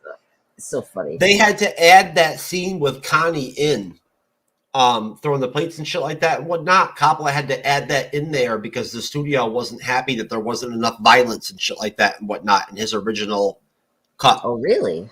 Huh. Yeah. I didn't know that. That's... He had to add more gratuitous violence to the film. They weren't happy. Okay, that's intriguing. So he added that in. Okay. You know what I'm saying and whatnot. Like a couple other things too. Oh wow. Yeah, no, because I mean things were different. Things were done differently back then. Yeah, it's not yeah. like MCU where they just like blank check like everything and whatnot. Disney does like with Marvel Studios, and then Marvel Studios doesn't even have showrunners on shit that costs like $250 million. You know. Well. I mean, again, this movie made some fucking good money, man. $7.2 million budget, and it made $291 million for a rated R movie. Remember, this is like a rated R movie. That's a lot of fucking money. Yeah. I mean, remember the book got really popular when. Oh fuck yeah! Yeah, when it was like it was a New York Times bestseller for 2 years straight. Yeah, exactly. So, ending, my part here, I feel bad with Kate, but I mean, Kate still loves Michael, so I understand that they get back together, and obviously when we get to part 2, I mean, Diane Keaton doesn't have too much a role here in the part 1, but she will get a much bigger role in part 2, and it's much better, and that's her best performance. Yeah, she's much better in 2 than she is in 1. In 1, Cyra's right. She is very green. You can tell that she's very green, right? Yeah, yeah. Out of all the, I mean, honestly, look at the awards for this movie. Khan, right? What's his name that plays Tom Hagen? And Duvall all got nominated for Best Supporting Actor that year. All 3 of them, right? For that film. That's a lot. That's crazy. I bet that's probably a record from one film. Ooh. No. No. It's 3 supporting actors in one film. Maybe back in 1972 it was, but that's happened with several movies since. Okay. Yeah. Just remember last year, Everything Ever All Once had like their 3 major actors win, and that's not the first time that happened. Cyber, did you hear about my idea for how we should do the Marvels review? Oh no. We should just do a video where we just say the Marvels sucks, and that's our review. Oh boy! Save your money. Well, that would be smart if it really does suck, but we haven't seen it yet, so we don't know. Yeah, I can't believe that they're going to end up having to reboot. I had to go back and apologize to a dude that was on our show, like over a year ago, that told me that they were going to He said they were going to reboot. Remember, Cyber? The one guy came on, Brian, said that they were going to end up rebooting the whole MCU, and that the Fox X-Men characters would come back and all that shit and whatnot for Secret of It. He said all that shit. He was like, they're going to bring the Fox X-Men characters back for the Secret Wars, and end up having to reboot the whole MCU and bring back a new Iron Man and bring in the new Captain America and whatnot. And I was like, no way. And he ended up being totally right. No, he's not right, because they're doing a soft reboot, which is different than a full reboot. Either way, they're bringing back a lot of the original characters. They are, yes, they're going to keep a lot of original characters. You're right, but I'm just saying I had to like because I totally wiped that out completely. I don't remember that, but I did. It was a long time ago. It was many shows ago. Well, here, let me go ahead and play this trailer. I think this is the 50-year anniversary one. Yeah. 50 years. 51 years this year. 51, yeah. Oh, yeah. What years? You are now watching the Godfather trailer. Now watch, people. My father's no different than any other powerful man who's responsible for other people. If I had this part in the picture, it puts me right back up on top again. Listen, Hollywood Big Shot's gonna give you what you want. He says there's no chance. I'm gonna make him an offer he can't refuse. You know my father. The men are coming here to kill him. Now you want to get mixed up in the family business? I thought you weren't going to become a man like your father. I never wanted this for you.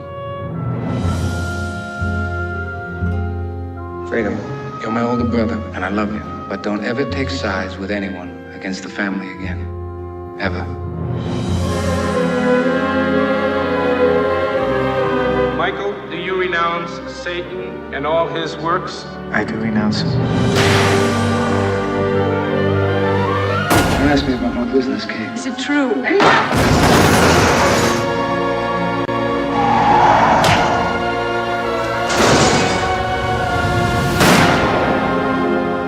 Leave the gun. Take the cannoli. There you go, folks. We just changed the audio back quick. So, The cannoli. Cannoli. did you guys like that trailer? What do you think, Andres? I seen it before, so it was very good. Good? Cyber? Yeah. Yep, seen it before too. I Yeah. saw it like several times last year Yeah. when it was getting ready for the 50th anniversary. So, I mean, Yeah. it looks beautiful in 4K, most definitely. I don't think when I watched it last night it was in 4K on Pluto TV. I think it was an HD version. But yeah, it's beautiful. Yeah, we love us some Pluto TV. We do. So we head to Vegas, right? We meet Mo Green and Fredo, right? And and Michael tries to buy out Mo Green, and they have their sort of contested, sort of meeting there. And Johnny Fontaine pops up again and whatnot and everything, right? And Michael asks him about signing the contract to make appearances like at the casino and whatnot. And from there, Michael kind of straightens fucking Mo Green out a little bit, right? And we see that Michael already has kids and everything with Kay. We're 4 years have gone by. We get the garden scene with Mike and the Don, right? I know we covered a little bit of this already. We get it ended up being Tessio who set up the meeting with Barzini. So he's the rat. Remember what the Don said. Remember, and then Hagen, of course, talks to Mike at the funeral, says he thought it would have been Clemenza, not Tessio. Of course, we get Michael deciding to be the godfather of Carlos and Connie's baby. He gets rid of Tom Hagen and sets up Carlo or whatever as his consigliere in Las Vegas. Basically we get all the hits during the Christian ship or whatnot at the church. We get the five families. We get Mo Green at the massage parlor with a dude. He gets shot. That's not cool, Mo. We hear him tell Tom Hagen about his plan too at the funeral. And then from there, Michael never forgot about Carlo setting up Sonny. So he has to get taken care of. And we'll stop there. Andres. So now we're seeing the part of Michael Corleone. He's the Don now. Yeah, that's the Don. I was getting to that. Oh my God. Go ahead. I'm sorry. Show off. You were show off last week, but you were TrueKnowledge there. Here, what's going on here, buddy? I'm sorry, folks. He's gonna be taken to the fishes tonight, people. Don't worry. Yeah. Yeah, I'm gonna take him to the fishes now and the cannoli. No worry. To the mattresses. Yes, the mattresses. I'd rather have a cannoli than fish. I'll give you cannoli. It'll go right in the office you don't want it to go to. Yeah.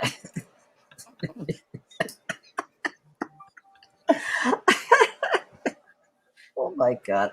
Anyway, yes, as Mr. Whatever TrueKnowledge himself say that Al Pacino has become the Don, and so like he's doing all the business stuff. He's going to Las Vegas, and we're getting reintroduced to Fredo, the weak brother of the family, right? And if you haven't seen part two, right? You haven't seen part two. This scene is important because this becomes a very integral part in the part two, but which I'm not going to spoil. But yeah, so he goes to Bowling Green. Bowling Green is this hotshot, like Jeff right now, the show off. He's like, hey man, this little Dan loves Vegas. Whatever. Yeah, it looks like you actually. Think about it, like glasses. Oh my god, I'm seeing the connection now. Here, oh my god, I'm like surprised. Anyway, I'm sorry, Jeff. I'm just teasing you, buddy. I love you too. Anyway, Mo is cocky, and he's this hot shot. He thinks of course, Fredo. Like one of the things that the Godfather and Michael really wants is not like respect, but also the family comes first. That's the important thing. About the business of the Corleone, right? A real man always spends time with his family. Exactly. Yes. Right. And that's very important for Michael. And there's another famous line here it's so iconic. It's like you never ever put. What was the phase? You never. Baby in the corner. Yeah. Well, I mean that would be funny that they say that. But yeah. No. Never put family above the business, or something like that Michael was saying to Fredo, because Fredo was very weak and he'd just allowing this guy to stump over him. Never put other people before the family. Yes, thank you, Jeff. Thank you.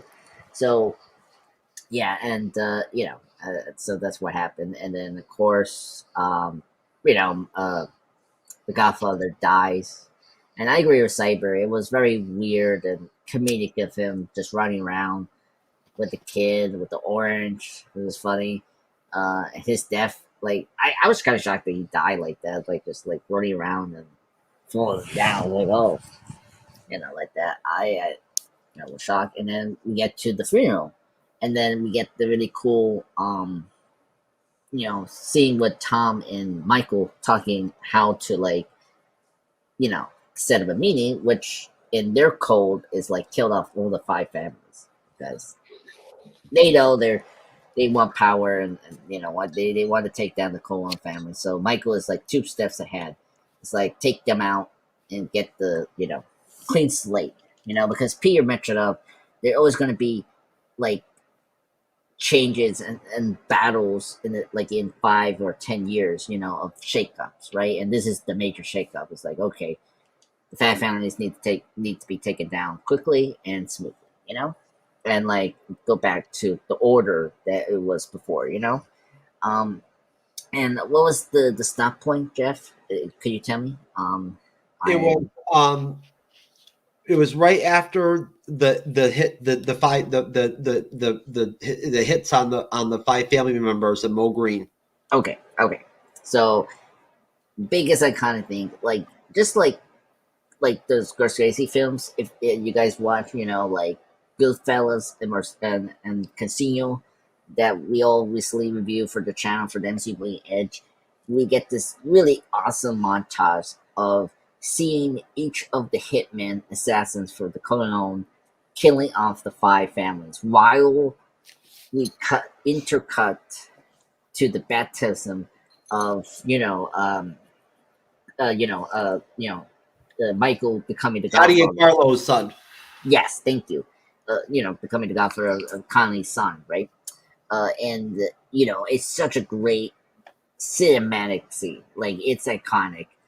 Seeing every 5 members' family getting killed, whacked off by the assassins, hitmen, all that with with the music. It's operatic, you know, while you see the baptism. Like, it's so iconic and cinematic.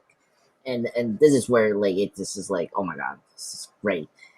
You know, and then yeah, I love this scene. I mean, come on, like it's so iconic. Like, you know, it just like it's like it's very impactful. You know, it's like Michael is like becoming the, you know, the Godfather now. It's like killing off his enemies.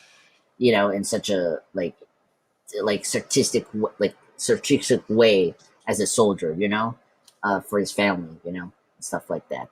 But yeah, I'll leave it to Cyber to discuss this. Great scene. I mean, this last part is awesome. You know, it's just the best part about the Godfather.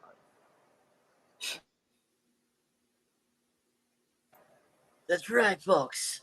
So, as we come to it, next thing we know, greatness happens here.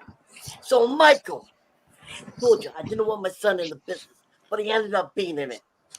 Anyway, so so of course we get Michael here, becoming kind of the new Godfather in the sequences we're talking about here. We have the awesomeness of kind of the pinnacle of this movie. Really, is this end sequence, which is just blew my mind at how awesome it was, and absolutely loved it. So of course we have Michael is at a christening of one of his sister's kids, and while he's there, that's when he basically has the hits go down. All the different mafia heads start being taken out. We get to see, of course, Mo Green being taken out, who, by the way, was played by Alex Rocco. Now, Alex Rocco, the first thing I ever saw him in was actually the movie Dudley Do-Right. And he absolutely was freaking hilarious in it. So as soon as he popped up on the screen in this, I started laughing, going, oh my God, that's the fake Indian guy from Dudley Do-Right. And he's absolutely freaking hilarious. So I was expecting a lot more comedy from him in this. So it was interesting seeing him in kind of more of a serious little bit of role there. But I thought he did a fantastic job. I liked him as Mo Green. But like I said, we get basically all the different guys get hit. Taken care of. Some get shot in the back, some get shot right in the head. I mean, just really well orchestrated these hits, which were really done well. And basically, all with that going on, prior to that, we did have that brief sequence where they end up going to Las Vegas, and of course, they get introduced first to Mo Green. They get introduced to Johnny Fontana again. We get introduced again to Fredo, because Fredo kind of disappears after the father's assassination. So we really don't see him again until the end of the movie. And it was kind of funny. Every time I was like going, what happened to that character? Why haven't we seen him in a long time? As soon as I mention them, they pop up. So I had just been mentioning, what the hell happened to Fredo? He pops up at the end of the freaking movie. I'm like, oh, there he is. And he's supposedly been in Vegas with Johnny Fontana. And I'm just thinking to myself, like Johnny Fontana almost sounds like Joe Montana almost.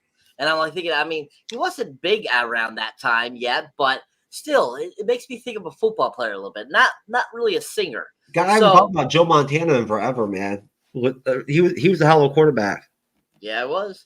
And so I was like, kind of like, oh, that's funny. He pops up as soon as I was talking about. And so we kind of get reintroduced to kind of them and get introduced to that Mo Green. And right off the bat, we can find out Mo Green's a real dickhead. And reason why they end up taking him out, because he's such a dickhead. And, basically we kind of get that introduction before the assassination sequence, kind of like what's going on in Vegas. And basically, Michael kind of taking over things, getting a hang of things, and trying to figure out, kind of taking care of things to bring it back to a good order, basically. And during this time frame too, we get that one great scene. I don't think we mentioned it very much. The sequence where prior to Vito dying, him and Michael have that conversation kind of in the like pre-gaming kind of. Pre-gaming before this whole situation. And basically, Vito tells him, I've been trying to keep you out of it. He's like, I didn't want you to go into the business. I was trying to keep you away from it, and basically kind of say it. I didn't want this life for you, and Michael's like, I don't know why you didn't want that, Dad. I feel like this is what I should have been doing this whole time, and basically he reassures Vito, I'm going to take care of everything, I promise, Dad. Basically, and we get kind of that great father-son moment, which is very heart breaking, and at the same time really endearing, because a lot of us that maybe we didn't have a great relationship with our father, and it kind of pulls on those heartstrings for those that haven't had a great relationship with their father sometimes. So scenes like that always get me good, because I did never had a good relationship with my father because he was a drugged out drug addict. But I thought I was your father. Oh, Jesus fucking Christ. No, you're not. And we gotta go back to that same fucking hotel again this time. No, that place sucked. And so that kind of, I thought, was a really great scene that was really a great addition to that film and made it really fun. But yeah, like I said, it goes on. We have all the assassinations, and basically ends up, we have kind of that final moment where, basically we have, Talia Shearer's husband kind of getting his comeuppance for his play in Sonny's death, Carlo. We have Tesso get his upcomings, for his bad deeds, which both of them we don't see Tesso be. Tom Higgins serves him up. Basically, we end up kind of like getting kind of like a brief kind of idea of what happened to him. But we get to see, Carlo getting his comeuppance at being strangled, and him kicking his foot through the window as he's being strangled, which was really well done and a great sequence. And, basically, Talia ends up going over to see Michael and, saying, did you kill my husband, blah, blah, blah, and stuff like that, all in these tears and yelling and stuff like that. And all I can think of is like, woman, are you stupid? Because why the hell would you want a abusive man not get his just dessert? Because all he did was beat you and treated you like shit. Like, what is wrong with you? For real. And I'm like, this is that guy was like a terrorizer. Yeah, it was just like so stupid. I'm like, Jesus Christ. So it's like, common victim of, husband beating, type of mentality, and you're just kind of like, and that's why Michael just kind of took it, and he's like, I'm like, good for you, Michael, good for you. And Kay was there too, and basically asked him, did you really have something to do with Carlo's death? And of course Michael goes, I'll give you this one time that you can ask me one question about my work. And basically she asked that, and he's like, no, I didn't. And basically that's how the film ends. And she goes to get him a drink, and they're gonna have a drink, and right when she goes back with the drink, there's already people in the office talking to him and calling him Godfather, and it's the first time that he's called the Godfather in the film. Yep. And then the doors are closed to Kay. Yep. So basically that's how the movie basically ends, is that scene there. And overall, really well done. That whole last sequence of the film, really enjoyable, action-packed, kept you engaged. Really well done. I could see why this was nominated for so many awards. I can see why it's considered a major classic. It's one of the few films that I've seen that people have said has been one of the greatest films of all time, and I 100% agree. This was one of those films. We told you. 100%. No, you didn't. I don't care.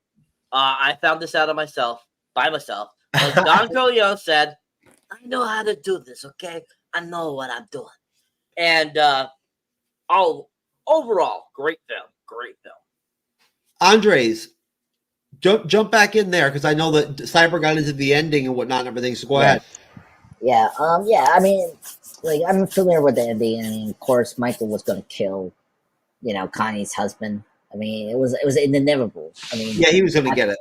Yeah, so it wasn't that surprise, but it was just the way Michael, like, calmed him down So that he's it's the difference between Michael and Sonny is Michael is very calm, but he's very vicious. It's just you don't know it yet. Like he tricks you, knowing that you're safe, but then you're not. And so like after he tells He's not impulsive. yeah, exactly, yeah, he's not impulsive like Sonny and the other family, right? And of course, he tells, Connie's husband to, exile him, go somewhere, which is not true because he gets killed, he gets strangled. And, I was very happy that he died because I was like, yeah. He's just thinking ahead. He's thinking that if he's calm, he'll be easier to kill. Yeah, which, yeah. You should never trust Michael. Like, he's a soldier. He's very calculating. Like, he killed 5 families in a day. Like, just to remind people, in one day, and that's how efficient Michael is as a crime boss, right? So yeah, and then after that, we kind of like I think jump, like did a time jump, right? And like they're moving out from that house to a new house, and so Connie's crying, all that, and I agree with Cyber. Connie is a very like complex and very complicated person. Like, come on, you should be happy that your husband's dead. Like, she was abusing you, and like, come on, like, think about it. If he still stay alive, he's gonna hurt your son. Or I don't know why Michael didn't just tell her, like, hey, like this guy set up Sonny. Yeah, that's the thing. I was thinking about that just now, right? What's I bring up and you bring up, Jeff? Like, he was literally involved with your brother's death. And why, like, I don't understand her. She's so annoying. Like, and she does this a little bit in part 2, but she gets over it, like, in time. But, yeah, but, I mean, look, you have to understand, she wants to start a family, being motherless is, like, she didn't want that, so, but unfortunately, it's not the right person, so, anyway, of course, but the best part is afterwards, after Connie's, taken away from the room, you see, Kate and Michael talking, and you get the really great scene we just saw in the trailer of, Kate asking if it's true, and then you got Michael, doing the, shouting and say like, it's not true, or like whatever, he like stop it, like so loud, like that's like the first scene, and Pacino doing his Pacino thing of like shouting, and great scene, and he tells him like, I will tell you once about my affair of my business, and he say no, he was not involved with the killing, which is not true. We know he killed Connie's husband or dad, and then after that, we get this great scene of I think that was perfect. I think that was purposely done to try to show the depth of immorality that Michael has had gone to. Yeah, well, and Kate knows that. Like she's not stupid. Kate knows this already, and like she's smart. Like it'd be one thing to just be like a crime boss and whatnot, and everything, and like handle your business, but still be honest with your wife, right? Yeah, I mean, he just did it. To, like the thing about Michael, like especially in part 2, is that he's very controlling, and like he's doing that to Kate, but Kate knows that, and she's not having enough of that. Like that's one thing I like about Kate as a character, that she's very like independent. Don't go into the second film yet. No, I'm setting up. I'm not spoiling anything, but so don't worry, Jeff. You're showing off, so don't tell me what to do. You were showing off. Yeah, you're show off, Mr. Show Off. That's your new name, Show Off. Whatever. TrueKnowledge. Yeah, whatever. You're jealous. You're jealous, Jeff. Today, our comedic timing is great this time. anyway, so let me get back to the scene. We get a great scene of Kate coming out from the room, and then we get the final shot of seeing Pete kissing, finally the Godfather, and then you're seeing the door close and Kate seeing it, and it's like she knows like what I have gotten into myself, and it's a great final scene to end this. Is this going to be a 10 for everybody on this one? Because it's a 10 for me. Yeah. Cyber, you got a 10 on this one? Well, the same. I think I have to give it a 10 too. Simply the fact Marlon Brando, he was just fantastic. So was Al Pacino. So yeah, I give it a 10. All right. Last question. If you had to give a Monica Rambeau award to somebody, right? Take into consideration that even though Vito Corleone and Brando was considered the main actor or the main character, take him off the board and get rid of Michael too. All right. Who is your Monica Rambeau award, Cyber, from what's left out of that? Who would be my Monica Rambeau? I'd have to say, I'd have to go with, Robert Duvall. I'd have to say he'd be my Monica Rambeau. Me too. Andres? Oh my god. What should I do? Margot. I should just put the Margot roll for the cannoli. That's like the best thing about it. The cannoli. It's gonna be my Margot. Yeah, that's gonna be like I don't have a favorite character at all of this movie. The next part, I have one character I like in part 2. No, actually, my Monogram Bowl will be Michael's new second command that we see briefly. It's just briefly in the film. He's my Monogram report. That's it. And the cannoli. That's my Monogram report. I'm sorry, folks. It's just like Cyber just took my other favorite, Tom. But it's no one. All right.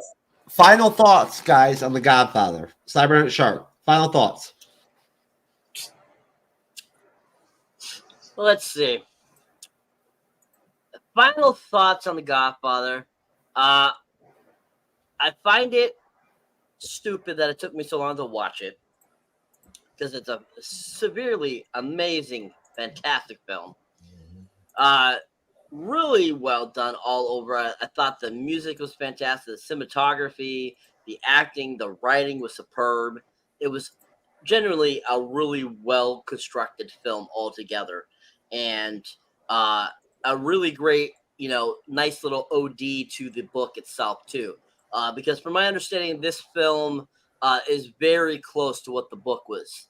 So I give, thankfully, because Mario Puzo helped write the script, that's probably the reason why it was like that. So I think it was a really fantastic film, and Martin Brando's performance was fucking amazing, and so was Michael's. He was fantastic. That's why he's my son. He's amazing. Andres, final thoughts. Anyway. Yeah, this is a great film because I'm just happy that Cyber can just make an impression of Brando all times, which I'm so happy that he did. But yeah, great film. I mean, it's nothing else to say. It's one of the best crime movies of all time. Is it my favorite? Yeah, I mean, it's tough because I love part 2 more. So, but it doesn't mean this is bad. It's still a great film. Highly recommended. See it. If you haven't seen it, which you're stupid, so watch it. It's a great film. I mean, come on, it's one of the best. Come on, it's one of the best films of all time in my book. So yeah, but hey, I'm so happy we're doing this because I'm excited for part 2, and that's my favorite movie of this trilogy, and in general, crime movies. So yeah. All right, I'm just a pop culture guy. Plug, baby. What's up? Okay. Andreas, Pop Culture Guy, channel presents at 832 subscribers. Recently, I put out my comic book review, comic read Batman Hunt the Night Madness Part 2. Of course, live streams. This Sunday, we're going to, me and Jeff are going to review Chucky Season 3, Episode 4. So, very excited for that. And then, we'll see. Going to do a 28 Days Later live stream with Jeff. So, that's right. That in the beginning of November. Yeah, November. So yeah, very excited. Tomorrow I'm gonna put out a Dead Zone 40th anniversary because I forgot that this year's it's his 40th anniversary. I love Dead Zone, one of my favorite Stephen King movies, and one of my favorite Cronenberg films. David Cronenberg directed that. So yes, that's where I'm at. Thank you everyone from the MCU Bleeding Edge community. Bottom of my heart, it's been a fantastic month. Please support me and Cyber. to reach the mark. Cyberneticshark, sir. As always, folks, if you enjoy me here on the YouTube channel, the MC Bleeding Edge, you like me here at all, definitely check out my solo content underneath Cyberneticshark. You can find me there. You can find me on Facebook. You can find me on Instagram. You can find me on TikTok. Pretty much most social media. So check me out on there too. As you can see there, my most recent review just went up today. Saw 10, which is an amazing film. You gotta see it. Gotta be the best Saw film to date. I mean, it is so close to how good the first film was. I was severely impressed by how amazing it was. As you can see, I've been continuing my horror-thon with my shorts. Most recently, Tarantula's Deadly Cargo, which is a classic 1977 direct-to-DVD, or I should say direct-to-VHS at the time, film. So definitely check that out. Pearl. Killers of Flower Moon is an amazing film. Definitely been doing a review of that soon. Really was fantastic. Can't wait to talk about that. Not as good as The Godfather, but pretty damn close. But yeah, I'm at 707. I picked up a few in the last couple days and working on that 1,000 mark. So yeah, if you enjoy it, please subscribe. Get us to that 1,000 mark. Me and Mr. Andres, he is well on his way there. And yeah, let's get to that magic 1,000. Keep on supporting us. I want to thank everyone in the comment section recently on my shorts and videos. You guys have been rocking it, and thank you all to new subscribers too. One last thing I want to say. I seen The Killers of Flower Moon, and I agree with Cyber. It's a great film. I saw it yesterday. Amazing film. It's one of my favorites of 2023. Folks, we've got Loki episode 4 this Friday. What is that?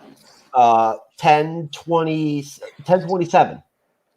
23. We'll be doing Loki episode 4. That we'll only have 2 more episodes. So, and then that Monday, after I get chuckified again, we're doing another rewatch, re-review of WandaVision episode 2.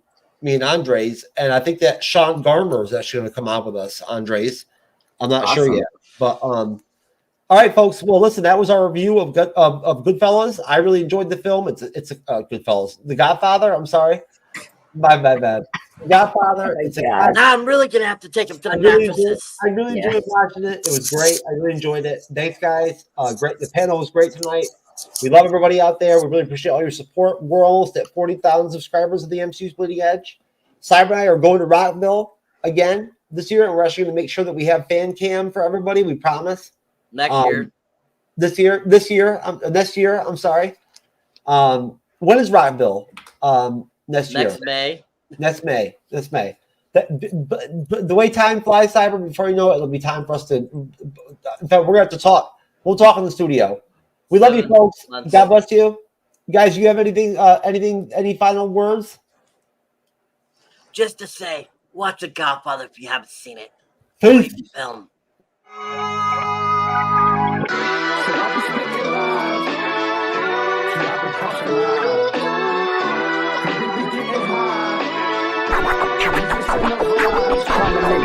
Just let a man breathe and just hush so my mind could just cease, so my mind don't erupt. At times I feel I can't get enough, but I sip a double cup, then I spin a couple bucks. Sending out some love to my blood, to my girl, to